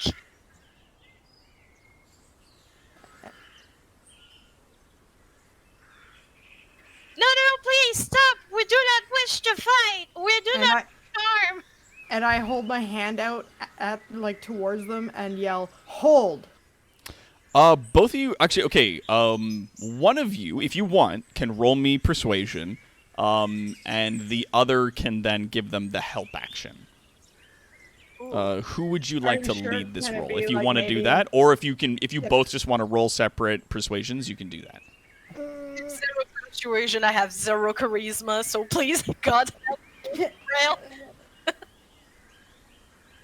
Can I do it intimidatingly? Can you? Do you want to try and intimidate? Persuasion, you say? Yeah, I It's would do wanna persuasion. try and I will intimidate. allow you to dictate if you want to do persuasion or intimidation. Intimidation, please. Okay, in that case, I'm gonna make a separate roll. Yeah, you. Persuasion. Yes. Yeah. Alright, fair. Okay. Yeah, if you guys want to I would roll, like to like do if Rail, if you want to do intimidation, like to sort of persuade them with a little more force, as is your custom. And Philippe, if you want to try persuasion, you can absolutely do so. Fuck me rolls. Okay. Not bad. Okay. 24 and a Good. 17. Now, they see me in my humanoid form, wearing my cloak, Yep. with my hand up, just saying "hold." There's a tiny mage. One You know, screaming, little- "Wish to fight!" Yeah, you just like you activate the hat and you're just like stop, like super loud. And it's like that little squeaking frog if you like touch it and it's like bee, effectively. Yelling out not to fight with a 17. That was a performance roll. I'll take that though because it's pretty much the same thing as far as I understand. and a 24 in intimidation. Put you guys on the field over here, Sure. and I will I'll mark you guys in. I'll put Garrick. Garrick was marching in the front with Floop, so he's about there.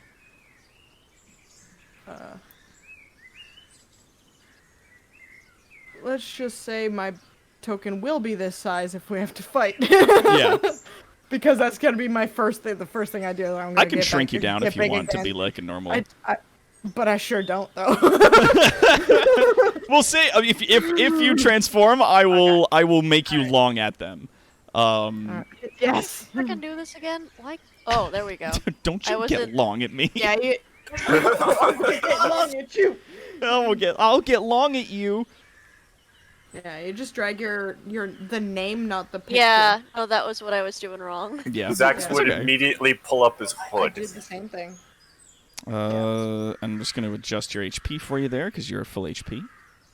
My name, not the. I can't. It's not doing it for me. Oh, are you having some Right. trouble? Here, let me help you. I can't put my token up. Oh, okay. Weird. Weird. Tried the picture, then I tried the name because they said try the name, not the Yeah, picture. you I was tried like, oh, the name. that's what I was doing wrong, but that doesn't also. Yeah, it's weird that it's being fussy. But there you are. Where did you want to be? Let's see.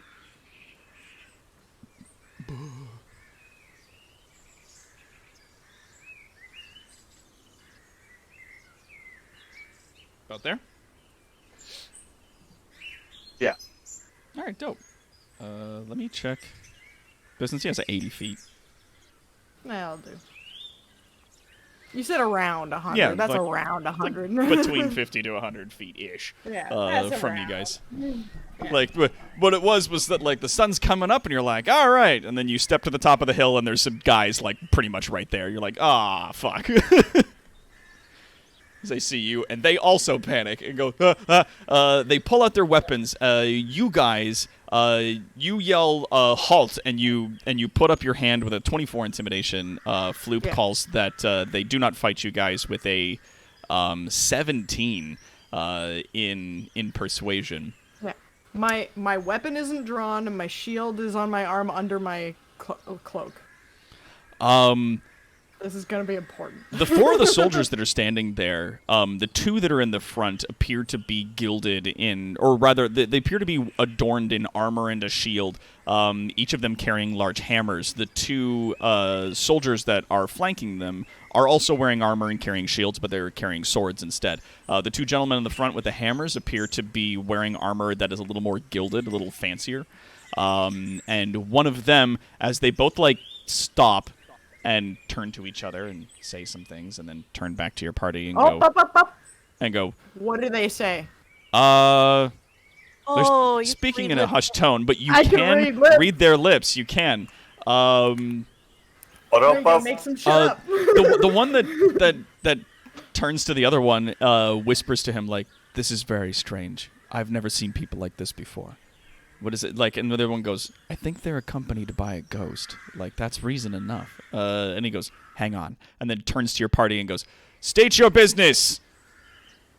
I step forward just a little bit right there and say, "We are from Vralgakal.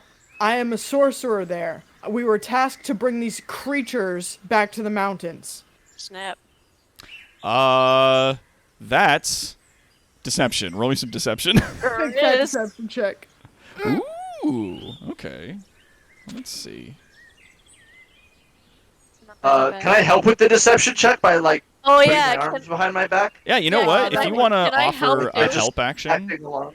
Then Yeah, that- yeah. then in that's fact, 22. in fact, Then it would be I'm a gonna 22. Roll, I'm gonna roll performance for it. I'm gonna unhand me, you fiend. See, this just is what I like- needed the rope for. to oppose deception, what is that? A wisdom check? Insight. It's It's insight, insight, right? yeah. Okay. Yeah, insight. Okay. And at the distance, he goes, "I see. They do not appear to be restrained." They We are restrained. Yep. May not look like it, but we are.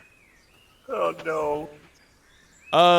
Garrick goes, It's magic. I have them under my control. Best keep a wide berth. They've got diseases. he yells. Like I said, I'm a sorcerer.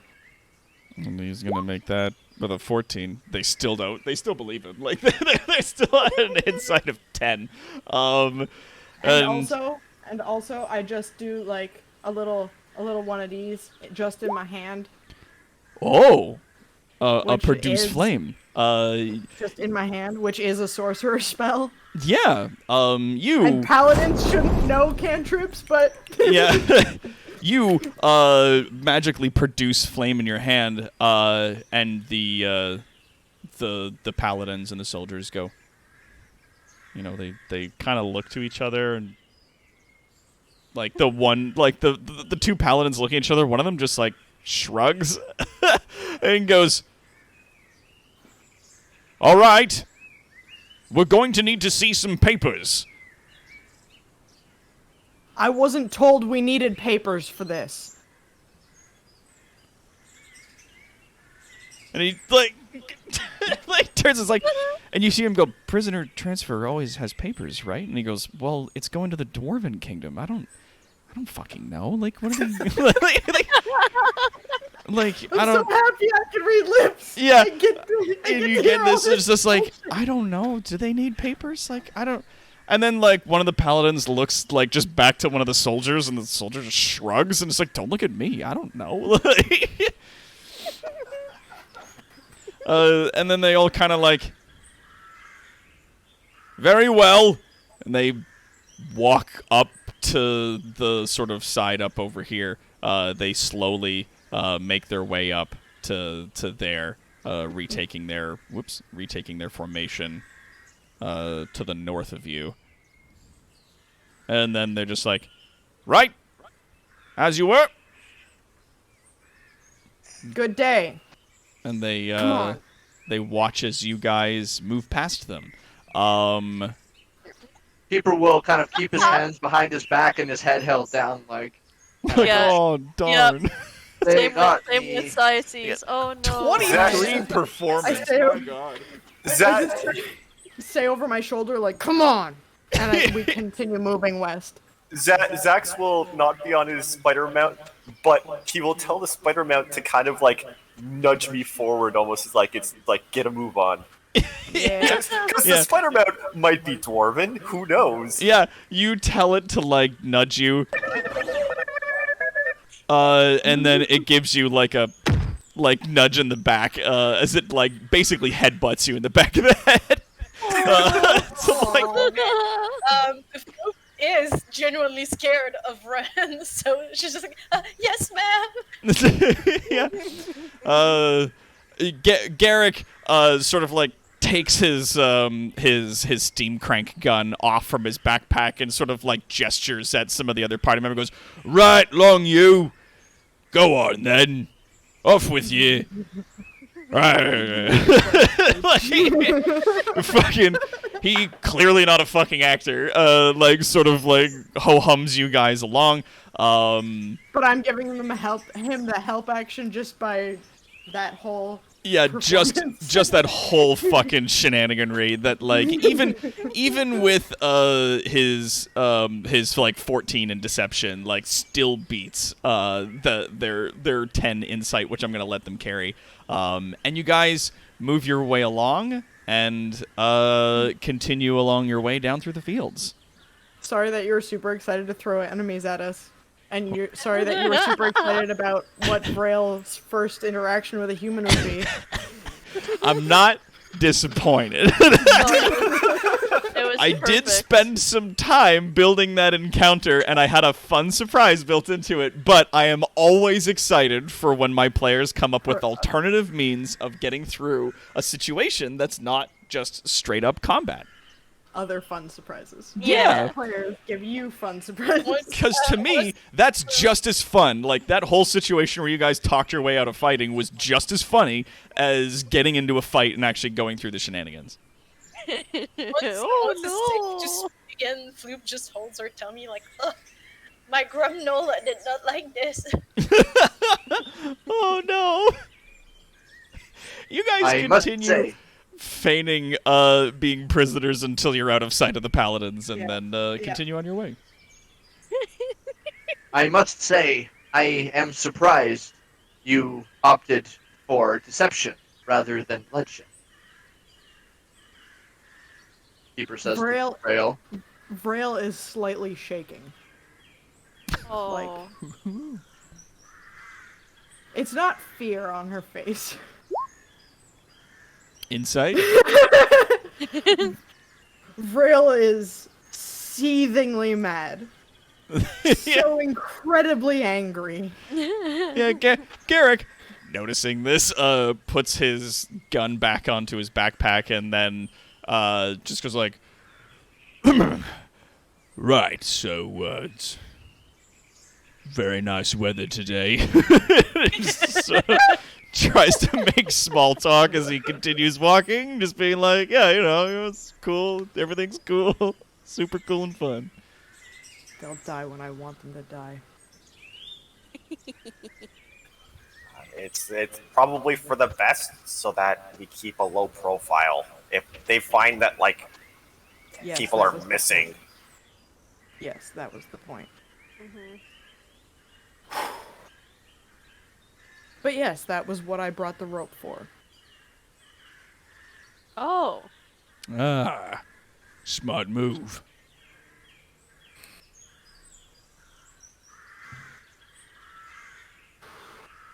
Zax turns back to his spider mount and says, "Hey, I just wanted you to nudge me." Just rubs the back of his head. Oh. Oh, it looks a little sad. Sort of I maybe know, I didn't get- know its own strength. I go and I give Zax a hearty pat on the back, just one pat, and put 1 point of lay on hands into him. I kind of stumble forward a little bit because it's a big pat. Yeah, I'm But a also- medium creature, but you're a small Yup, creature. but I'm a and small also creature. and I'm also a strength-based character. Good job!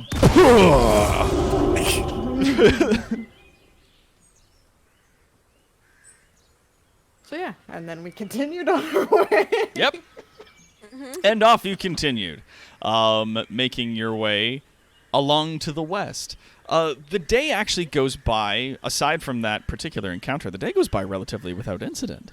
As you guys continue making your way. Oh yeah, let's go sailing. Yeah. Sailing music, yeah. Yay! Oh, this music will come back around if you guys ever make it to the ocean. Yeah. That's the plan. I'm excited for it.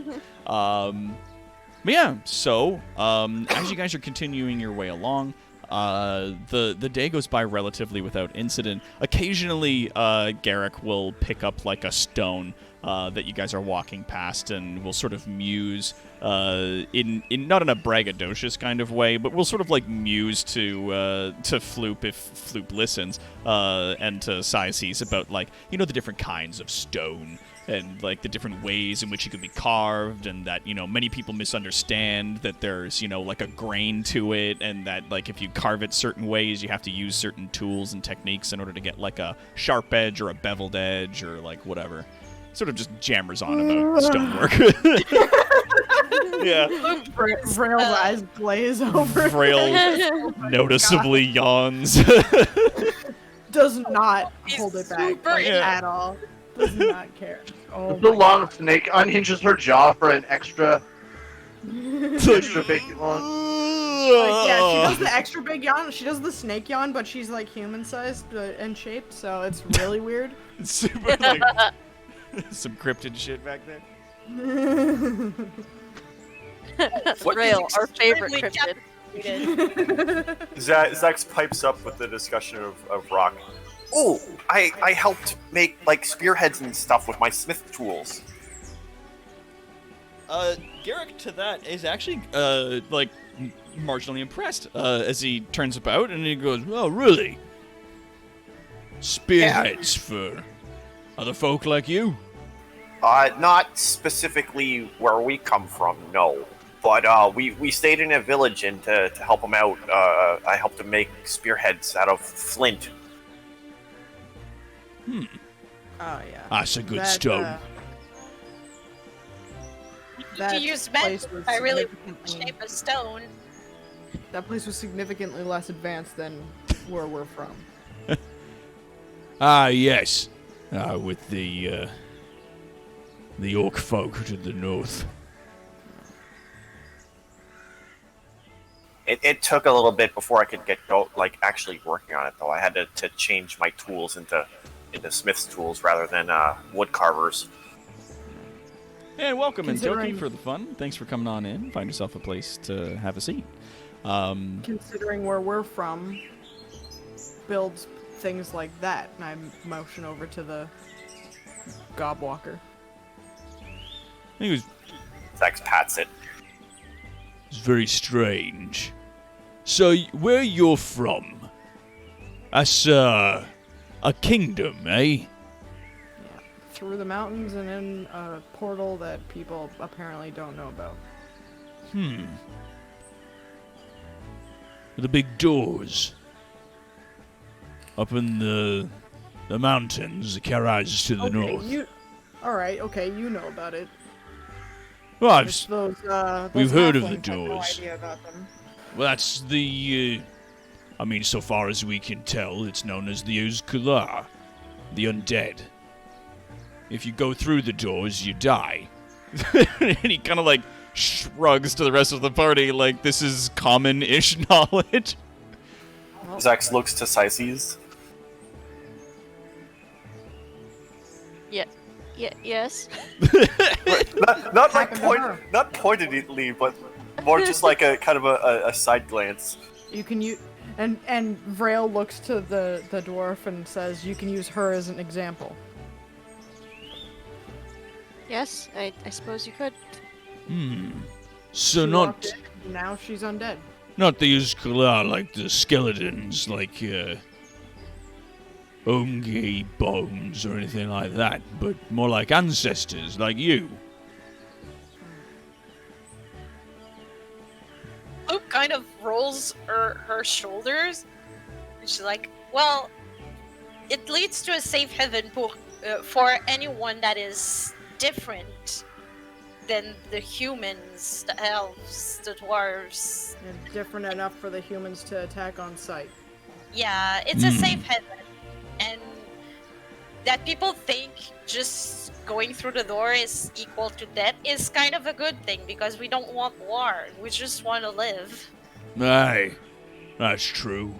And he kind of like regards and sort of measures and examines each of the members of the party briefly, sort of appraises everyone as a group for a moment, and he goes, aye, all right, that makes more sense then.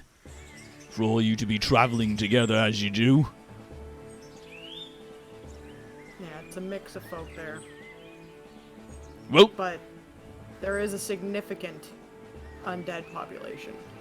really? And lots of goblins. Yes.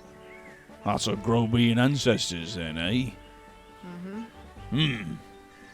No, it's and Well, just not because you like are an undead or you do not go fully to the other side.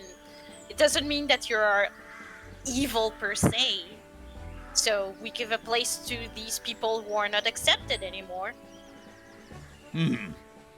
now you have a dash of Dawi amongst your ranks, it seems.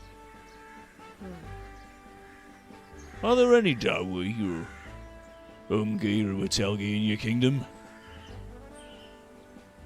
I'm Big gonna deal. need a reminder of Vrail's what concerned and actually can, like, humans, elves, dwarves. humans of dwarves. Yeah, Okay. humans, elves, and dwarves. To your immediate knowledge, there is one human. I'm gonna roll a history check to see if I have ever seen one. If you have ever even seen the guy like- who's there. I was Some pretty guy certain named that Bob. that group of 4 people was the first living humans that Vrail had ever seen. Yeah, Dale.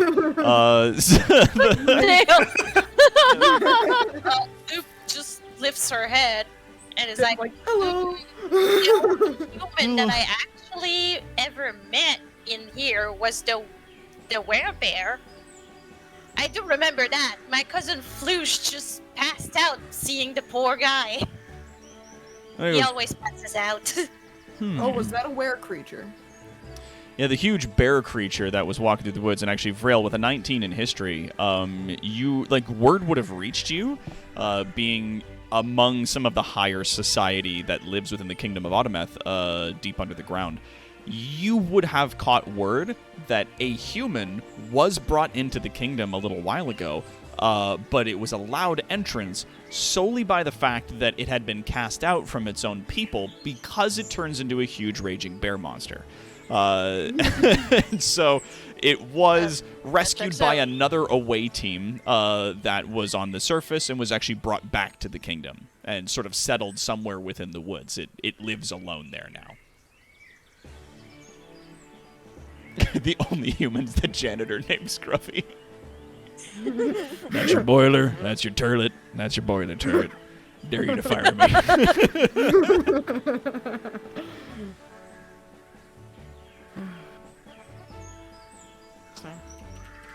She, Vrail keeps that information to herself, so it was more of a, have I fucking seen any?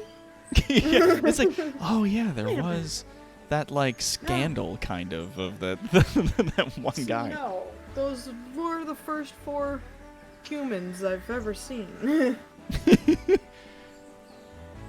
There may have been weird drawings in the book that she read, books that she read, but... Yeah. You have seen humans on paper before, but yeah, the 4 that you guys just sort of walked past are the first you've seen in person, I think, probably ever. Or my brother. Yeah, your brother does look very human when he takes his pureblood form. Yeah. All his scales are under his hair kind of shit. Oh yeah, like if he has any scales, it's like these little It's under fucking clothes. this little sprinkling of them on his fucking cheekbones. That handsome piece of shit. Fuck Yeah. that guy. Fuck that guy. Vrails are a lot more like vitiligo. Yeah, it's just like, have I seen any humans? Yeah, there was that one Oh. guy. Kind of looks like my brother. Fucking like a piece of shit. Fuck that guy. Vrail's all angry again. Yeah. She just calmed down. She remembered her brother. Fuck. Yeah, fucking asshole. God damn it.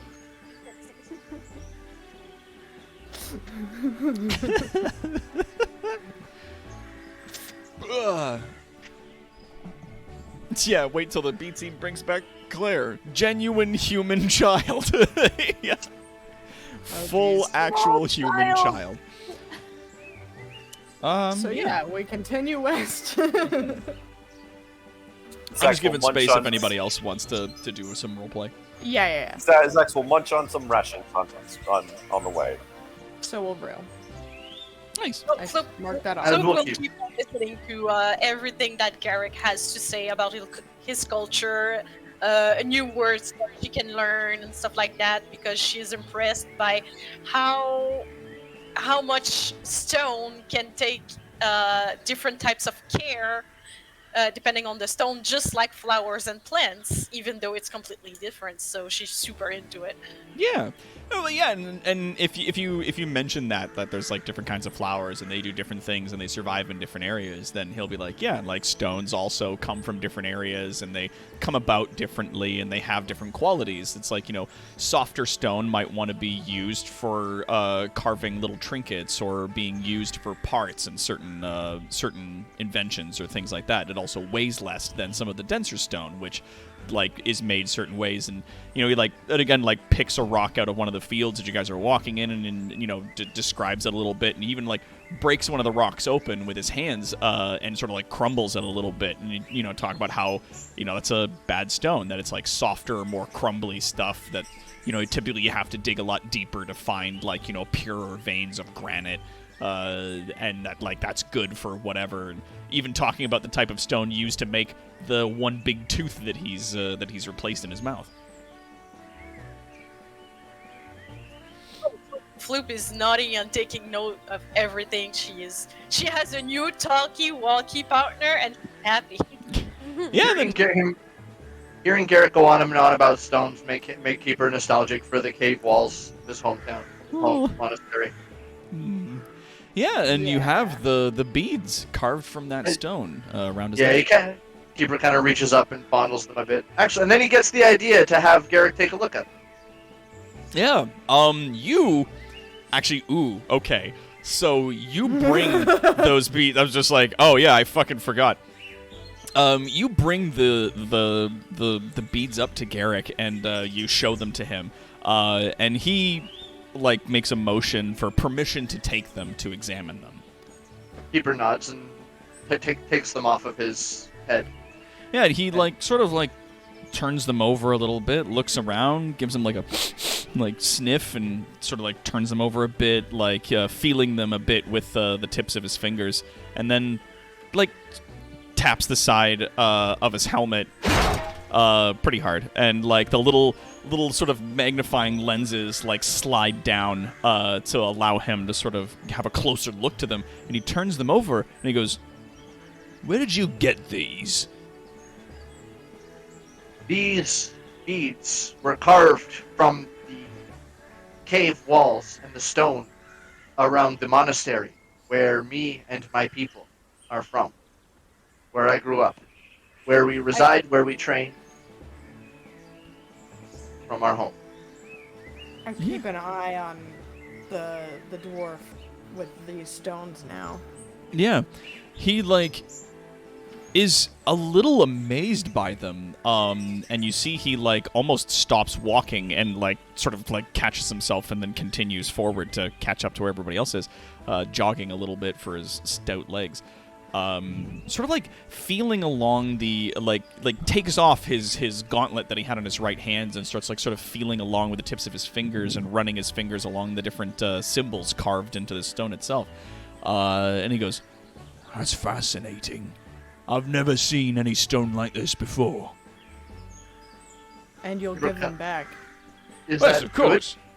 And he hands them back to the guy, and he goes, "Well, I'm not some scaz. I'm a thief." I didn't think you were. I gave them to you in good faith. Of course, of course. May I ask what is so fascinating about these? Well, and he's like, "It's incredibly dense, and it's just not a type of stone I've ever seen." It is exciting to find new things. It is. I'd Perhaps- certainly like to see more stones like this, see what I could make with them. Not yours, of course, you keep those. But you say they're made from the same stone as the cavern walls, your monastery. Correct. They have been handed to me from my masters. Perhaps if I go back and if we meet again, I can procure you a sample. Or if you were to come back to our world, you could potentially see more. He, like, pauses at that for, like, a hard moment and goes, "You honor me. Thank you. That's very kind." Keeper gives a polite and solemn bow. And he, like, puts his glove back on and, like, makes a fist with his right hand and, like, clacks it against his chest in a way of, like, saluting. Yeah. And he's just like, "Right, I'll remember that." Dwarves will Garrick remember will this. remember this. Garrick will remember this. He You better keeps write down walking. all these things that he better remember. Oh, I'm fully making notes. Like, don't you worry.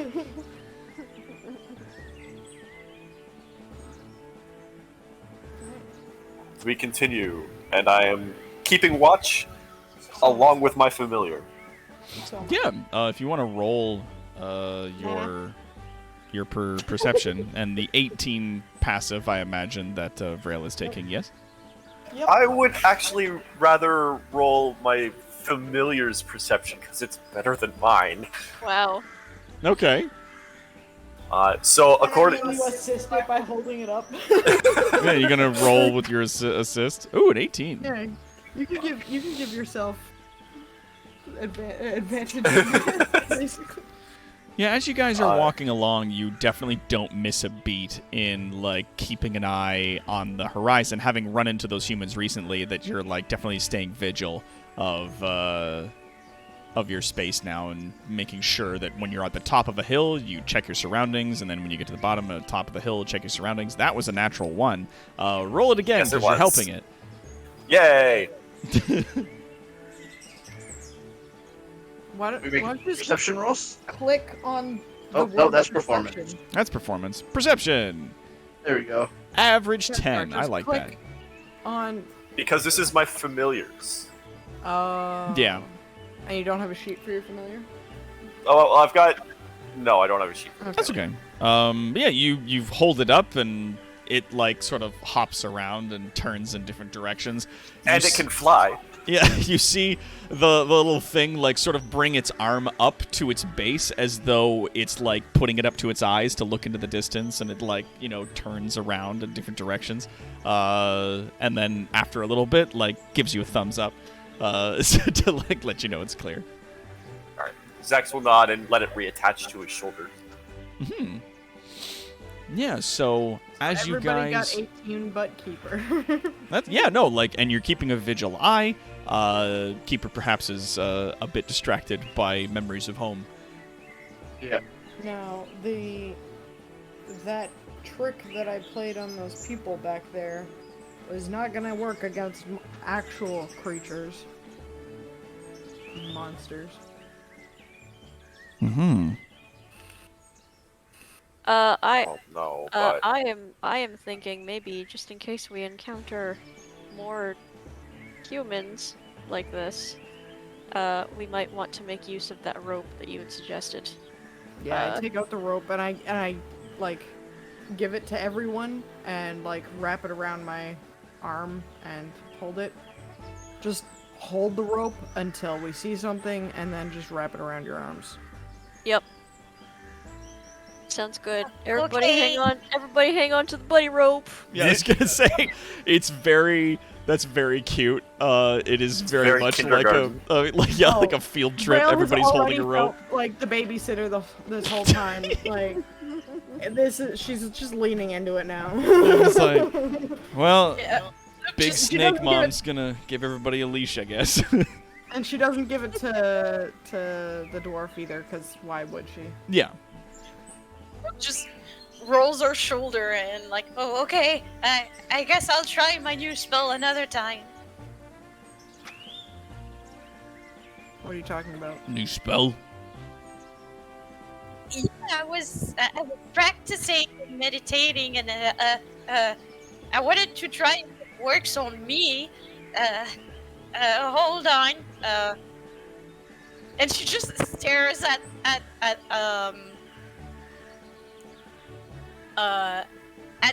Carrick, Mm-hmm. like trying to take a good sight of him.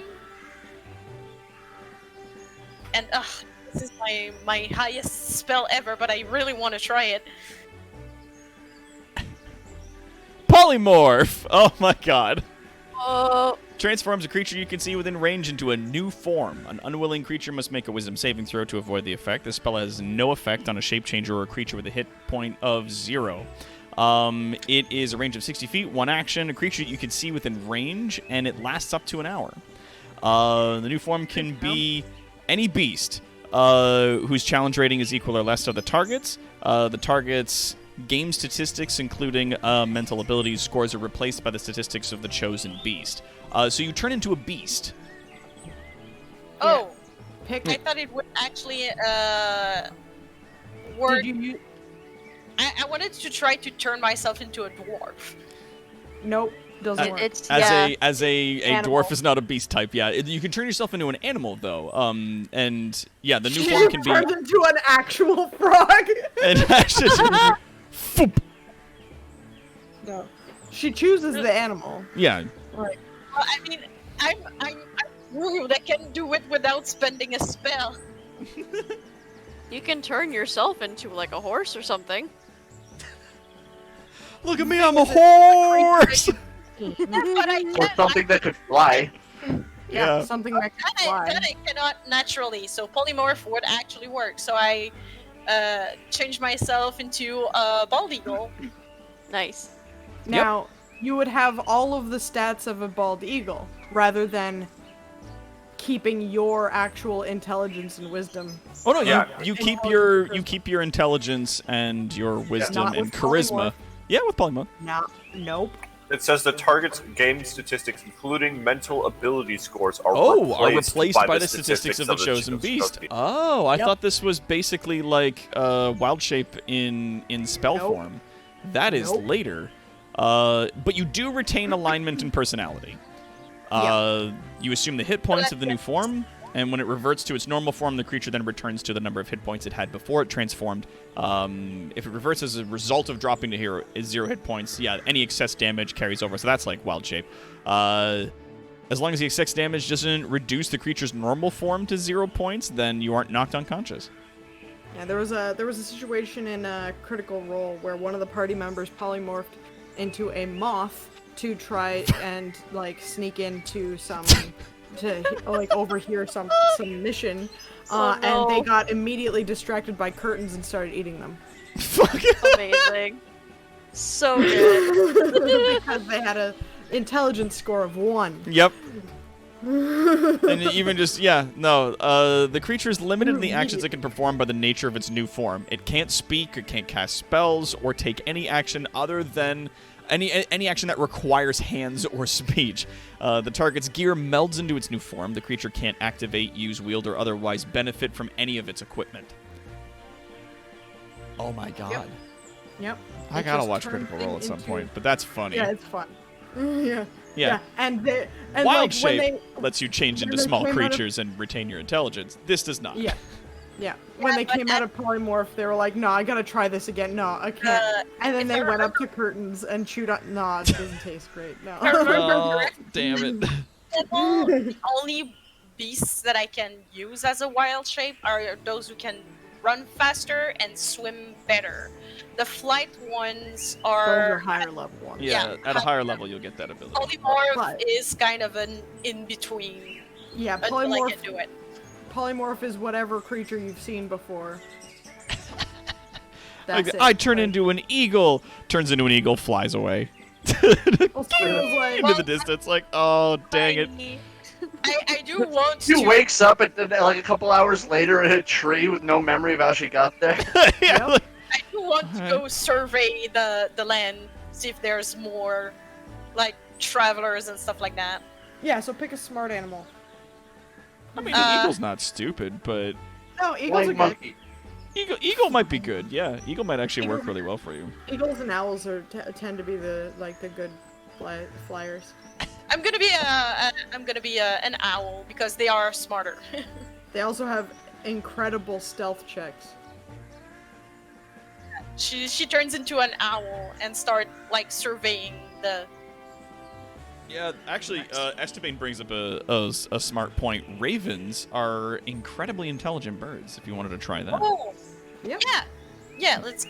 Either- Ravens also can speak. Oh yes, that's true. Raven can speak. Yeah, I'm gonna go into a raven. All right, Now so we'll see the.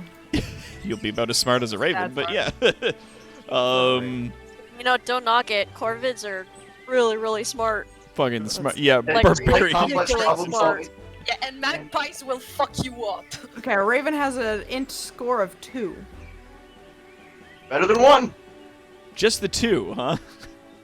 Owl. That's just Yeah, how much do owls have? Owls have an int score of 2. God damn it. Eagle. int score of 2. Yep. Well, it's your call then. You look the parrot because Giant eagle is still a beast. Yep. Though it has to be Int within the score of CR. 8. CR. Half C or quarter CR. Yeah, one CR quarter. 1 giant eagle. Or CR. Yeah, okay. So it's Giant eagle is challenge rating 1. is equal to or less than the target's level.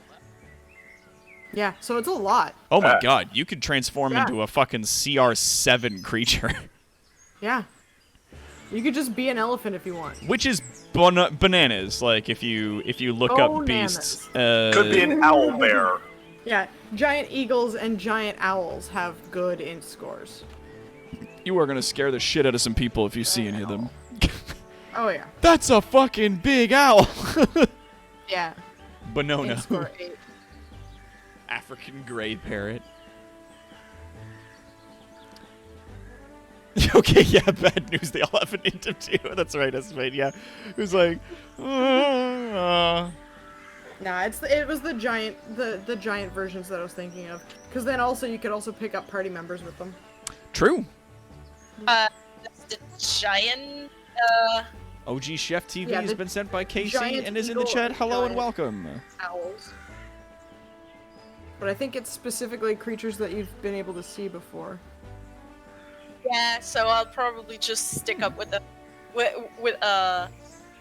bald eagle, and I'm just gonna go survey the land. Oh no, it doesn't. No? It does not say that you have to have seen one before. Yeah. Interesting. The it's wild the shape rules is a looking at 'em creature right there. you have to have seen before, whereas polymorph is not. Oh, that's so Then dope. I can be a giant eagle, right? Yes, Oh, yeah. absolutely you can. You just can't speak. You can't That's understand. You can't understand us though. You can understand as long as you have a int score high enough to understand. But it's giant eagle. It specifically says. Yeah.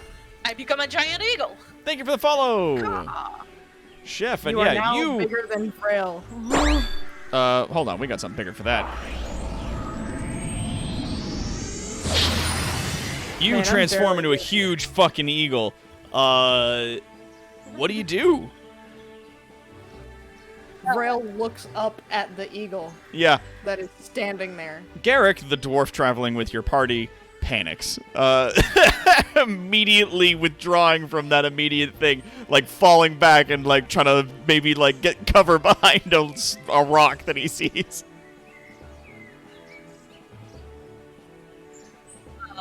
Floop will just turn back around towards where they are heading and do a few hops forward, indicating that she's going that way. And Go kind for of it. offers her back if anyone wants to try to fly. Oh boy. Well. Dax Let's will see. decidedly not take that opportunity.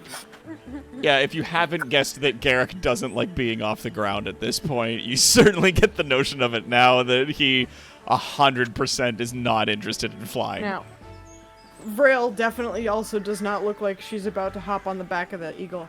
That being said, for your information, Floop, the giant eagle's flight speed is 80 feet.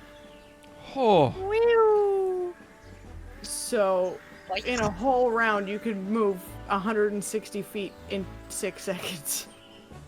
that's fast. And also has advantage on perception checks that rely on sight. Yep. So, that's why giant eagle. So, if you want to do circles and look around at the distance, by all means. You have that up for an hour, I believe. Yep. So I would like to point out that if people out in the distance see a giant eagle with a human-sized person on its back, that's going to look suspicious. Yep. And I'm not So, getting up there.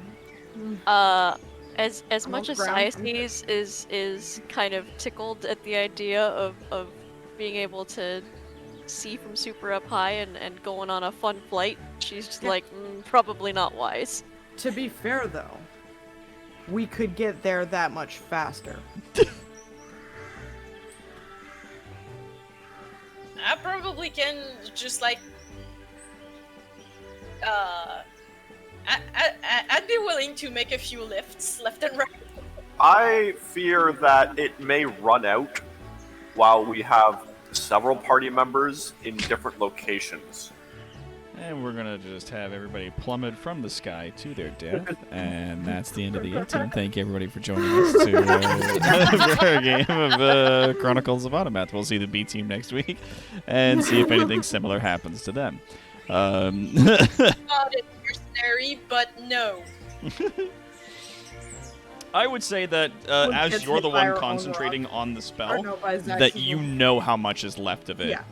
Yeah, you know how much is left of it. Yeah. So you could land. Or you could plan to land. Yeah, I'll make like just checks, and I'll survey the road for them. Yeah. So yeah, you like just spread these huge feathered wings, and then with their first beat down, take off into the sky. The rest, Garrick at the very least, for however close he's standing, gets blown backwards onto his butt. Breaks my eyes. Like, the fucking dust and rocks Zax's and shit. HUD gets blown back. Fuck! And yeah, you rocket into the sky over the Empire of Light, the Empire of Bervalden. Stretching out in every direction, you see these rolling fields, the mountains to the distant west. You actually see a number of other things, but give me a perception with advantage. Actually, what's the Great Eagle's perception? Because you're using its stats Oh yeah, in full. I'll look at. Oh, yeah. I'll look it up. Probably It's better. perception, Giant eagle. passive perception 14, perception Okay. plus 4. Yeah, so 1d20 plus 4 twice. Twice, yeah.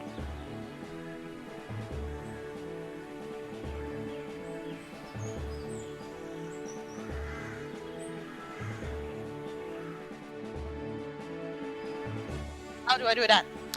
Here, I'll do it for you. We'll do roll. Slash roll space 1d20. 1d4 plus. Or yeah, 1d20 plus 4. Yep. And then hit enter. And then do it again. Here, I'll copy and I'll put that in our 18 chat just so you can see what it looks like. Oh, that you put in equals instead of a plus. So it's 19 plus 4 for the first roll. Yeah, so we'll say that's 23, and then roll another d20 for me.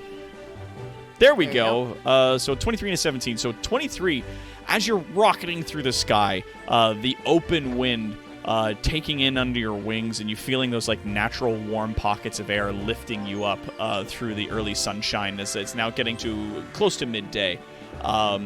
You see the mountains, like I said, sprawling to the west of you, running along what appears to be a coastline. Just over those mountains, you see that there is an ocean that eventually gives way to what appears to be a massive island just off the western coast of this continent. You're crazy high up, like you're hundreds of feet in the air at this point, so like you have crazy far in terms of your view, and especially with the eyes of this creature, you can see very, very far. You also see that between you guys and the mountains, which appears to be at this point like maybe another day and a half's worth of travel, you see that there is a large farming town that's just outside of the Mountain Kingdom. The great stone gates of the Dwarven Kingdom stand imposingly against the mountains far to the west.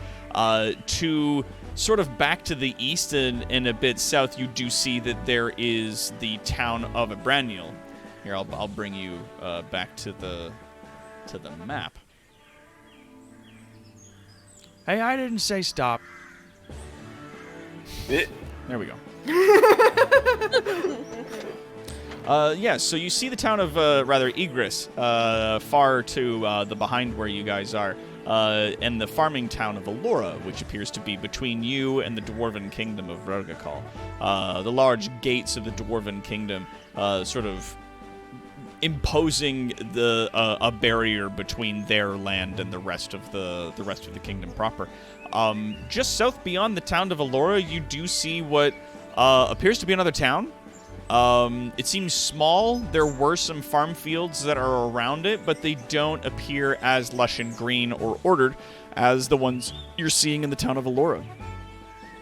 To the south and east of you, you do see the massive alabaster stone gates and walls of the Empire's capital.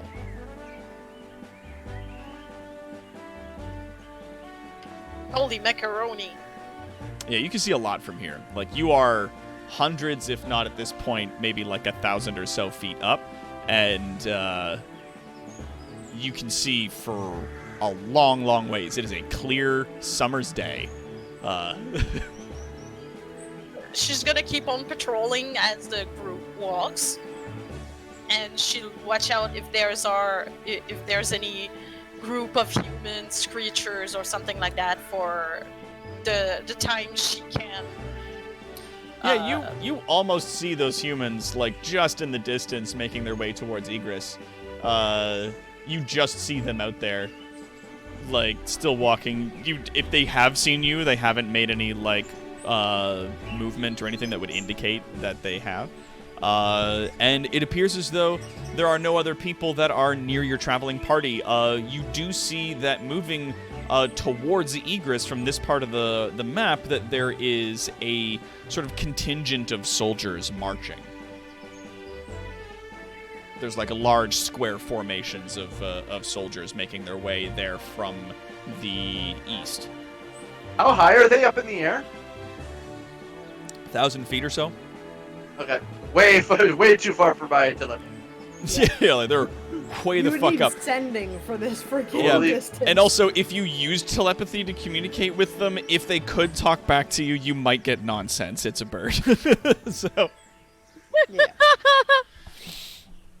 They can understand common. it's true, Also, they would be it's able not- to Yep, and then when understand they speech. get back, it's Skrock! Yeah. It's only one-way telepathy. Spoiler owl. I like Spoiler Owl. I enjoy that there's a Spoiler Owl in our group now. Yeah, there's it's spoiler owl, and then it's a picture of a Metagame sparrow, and it's the sound of an eagle. Fight milk. That's pretty much it. All right. As you guys continue to travel, the rest of the day goes by relatively without incident. Though there is obviously thanks in part to only lasts an hour. yeah. Eventually the huge eagle comes back down and lands and through like a swirl. Actually, you know what? How does this polymorph spell look to Floop? How does this magic take form for her? Well, when she transformed, it was obviously a poof of flowers. Obviously. Oh, I love Obviously. that. Naturally. And when the huge eagle lands, like a few feet before landing, it explodes in like flower petals, and she's just floating down one to finish her landing. Oh, that's adorable. So there's just sort of this big, like, poof of, like, big flower petals that, like, magically sort of, like, dissolve into this glitter, and you ride this one petal down, like almost like a surfboard, like, down onto the grass, and it sort of dissolves into this sparkles. Or like a crazy carpet. Yes. You're riding it like a crazy carpet.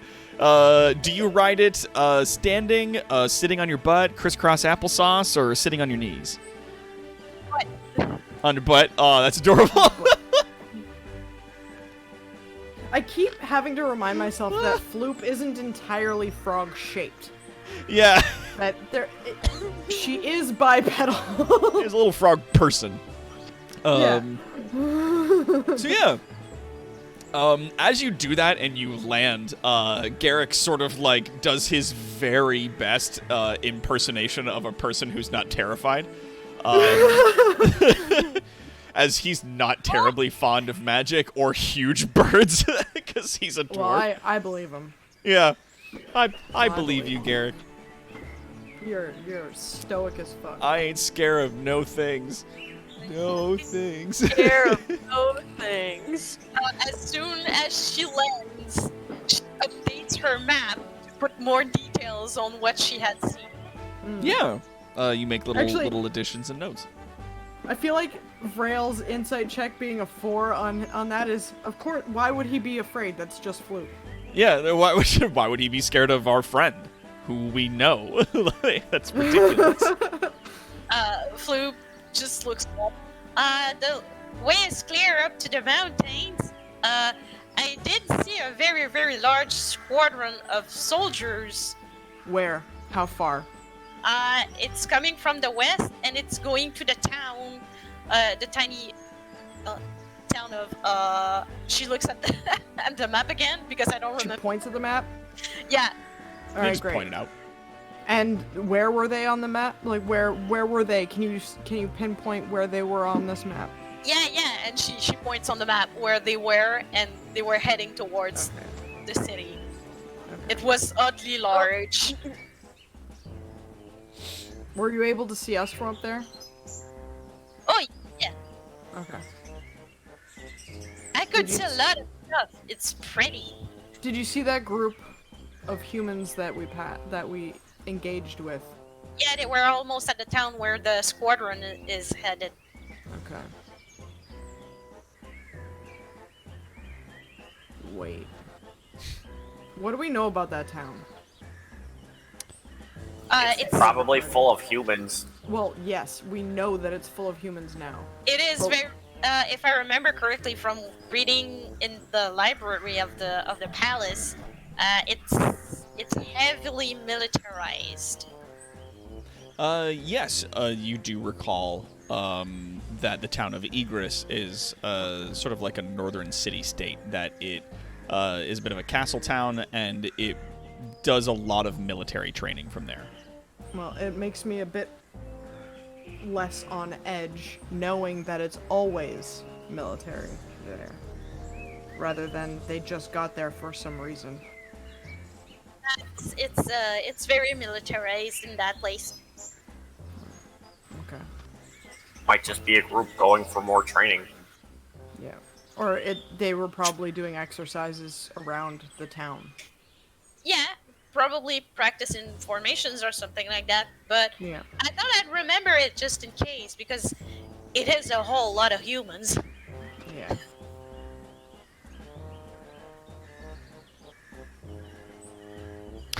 Maybe And- that's like next week if we aren't careful. Yeah. So yeah, you guys make the notes on the map and continue on your way. Yes. Eventually, as you guys are moving along, you do come to. I'm just going to use this picture because it works best. The sort of distant edge of the castle town, or rather the farming community of Elora. We can do better than that. We can. This Garrick is the Stone. wrong music now. This is a That, wrong. that was Gary. Yeah, it's Garrick's Garrick. Garrick's drudging music as he fucking drags his feet. Kind of doofy. kind of doof. A little bit of doof. A little doofy. A tiny bit. He's a little doofy. So yeah, you guys see in the distance that there is like a collection of houses and huts, and there's sort of like one or two large buildings in the center of a relatively open area. A lot of dirt paths coming in and out, and a lot of big farm fields surrounding this area. And there's all number of things being grown here. There's like wheats and vegetables and potatoes and a number of other things. If anybody would like to do a perception check. 18. 18. Anybody else? 20. That looks pretty good. Boof. Floop, now that she's near a village, instead of polymorphing, she uses a form that is a bit more common there, and she just takes the form of a corgi. You're gonna polymorph again into a corgi? Nope. Wild shape into a corgi. Oh, wild Wild shape. shape Yes, into a that's corgi. right. Hell yeah. Yes, you're a wild shape into a corgi. That is I don't know, fantastic. Flower fucking on polymorph on a corgi. With a little flower in its hair. A little flower. Now that you are a adorable dog, Garrick gives you little pats on the head. Neat little waddle baby. A little waddle baby. Wow. Waddles. It Little drag loaf of bread. the tiny dog tries to wiggle its tail, but it doesn't have it, so the whole butt shakes. It just wiggles his rump. With a 20 in perception and also Vrail with your 18, Looking over the town in the distance, you can see that there is a collection of different structures. Like, there are definitely some buildings made from, like, wood and stone with, like, a thatched roof or wooden roofs. And then you do see that there's, like, on the further side of the town, there is a collection of smaller, like, similar-sized buildings, but they appear to be made entirely of stone, and they are, like, block square. Do we see any people moving about? You do. Are they dwarves? With a 20 and an 18, I'm going to say in the distance, you do see that there is a number of people sort of going out their business. No one's really taken notice of you yet, as you guys are on, like, the far end of some of these fields. And you see some people moving about. They're definitely humanoid in shape. You do notice that some of them appear to be dwarven as well, because they're, like, shorter, much stockier, wider than humans. With Garrick traveling in your party, you have, like, an easy comparison that, like, yeah, there's some dwarves walking around in the town as well. But it's, like, it's a distance off. You guys are basically small, nondescript figures in the distance to them. And it appears as though no one's taken notice. Zax, for all of you trying to get an eye for what the hell is going on, your third arm is repeatedly pointing forward at, like, the town, being like, look, there's people, look, and it, like, it keeps pointing. It's very distracting. I don't know exactly what it's pointing at. It's just pointing towards there. I'm like, okay, Yeah. yes, thank you. I see the town. Because I can't communicate with it, like, telepathically or anything. I got it.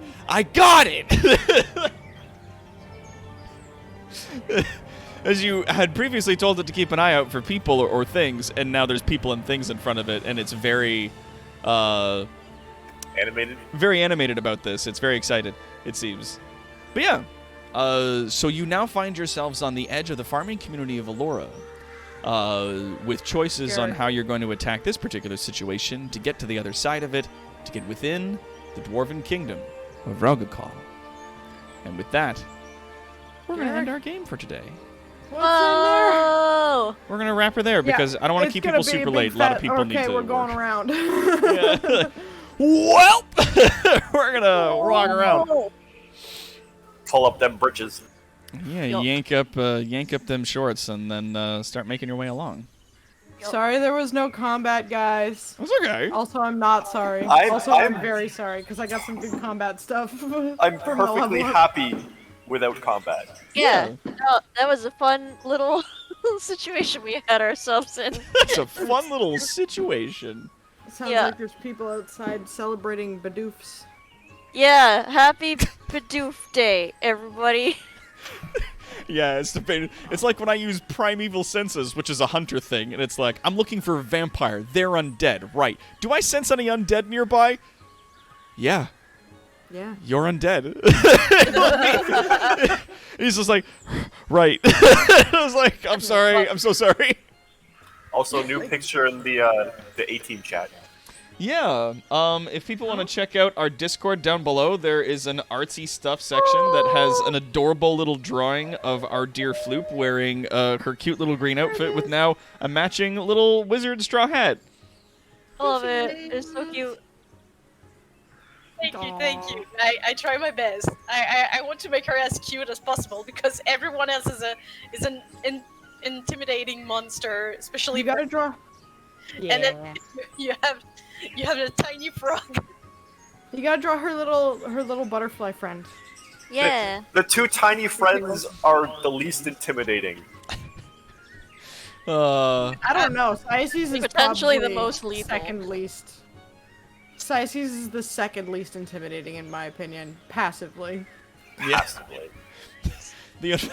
The unfortunate thing with primeval senses is it doesn't tell you like direction or like how close no, it they just are. Says, hey, yeah, there are. It's just is there or is undead, there not and this demons shit near around. me? It's like But Yes. it tells Yeah. you. It tells you all of them. It says yes to all of them at once. In the distance, but doesn't tell you where. Yes, there are some. Yeah, The I tried end. to use it. Yeah, I tried to use it in one of my other campaigns because I'm playing a ranger in one of my other campaigns, and they're like, I was like, yeah, I'm in my favorite terrain. is there a dragon nearby? And they're like, yes, you're trying to find the dragon. It is within 6 miles of you. Yeah. It doesn't reveal the creature's location or number. It's like, just a yeah, yes or no. no. And so he's like, are there any undead near me? Yeah. It's like, Yeah. oh, right. Damn it. Fuck. Damn it. I'm sorry. Yeah, love you all. Have a good night. All right. Well, thank you Yeah. all so much for coming out to our live stream. This has been a huge amount of fun running this show for you guys. I know we didn't get into any combat, and I may or may not gush about the fun thing that I came up with off air, or I might leave it and maybe use it again at a later time. We'll see. Yeah. Yeah. I'm so very excited. But we next run time, into them on the way out. yeah, on the way. Oh fuck. And I'm in snake form, and I'm like, shit. Oh shit! Dang it! But until then, though, my bravest of citizens, I have been your kind of benevolent DM this evening. Hopefully, Toronto's greatest supervillain and evil genius, Dr. Terawatt. We are joined by the most wonderful players that we have here with us. Our D20 Love Chew, Cassie, playing Syaces, our Banshee Bard.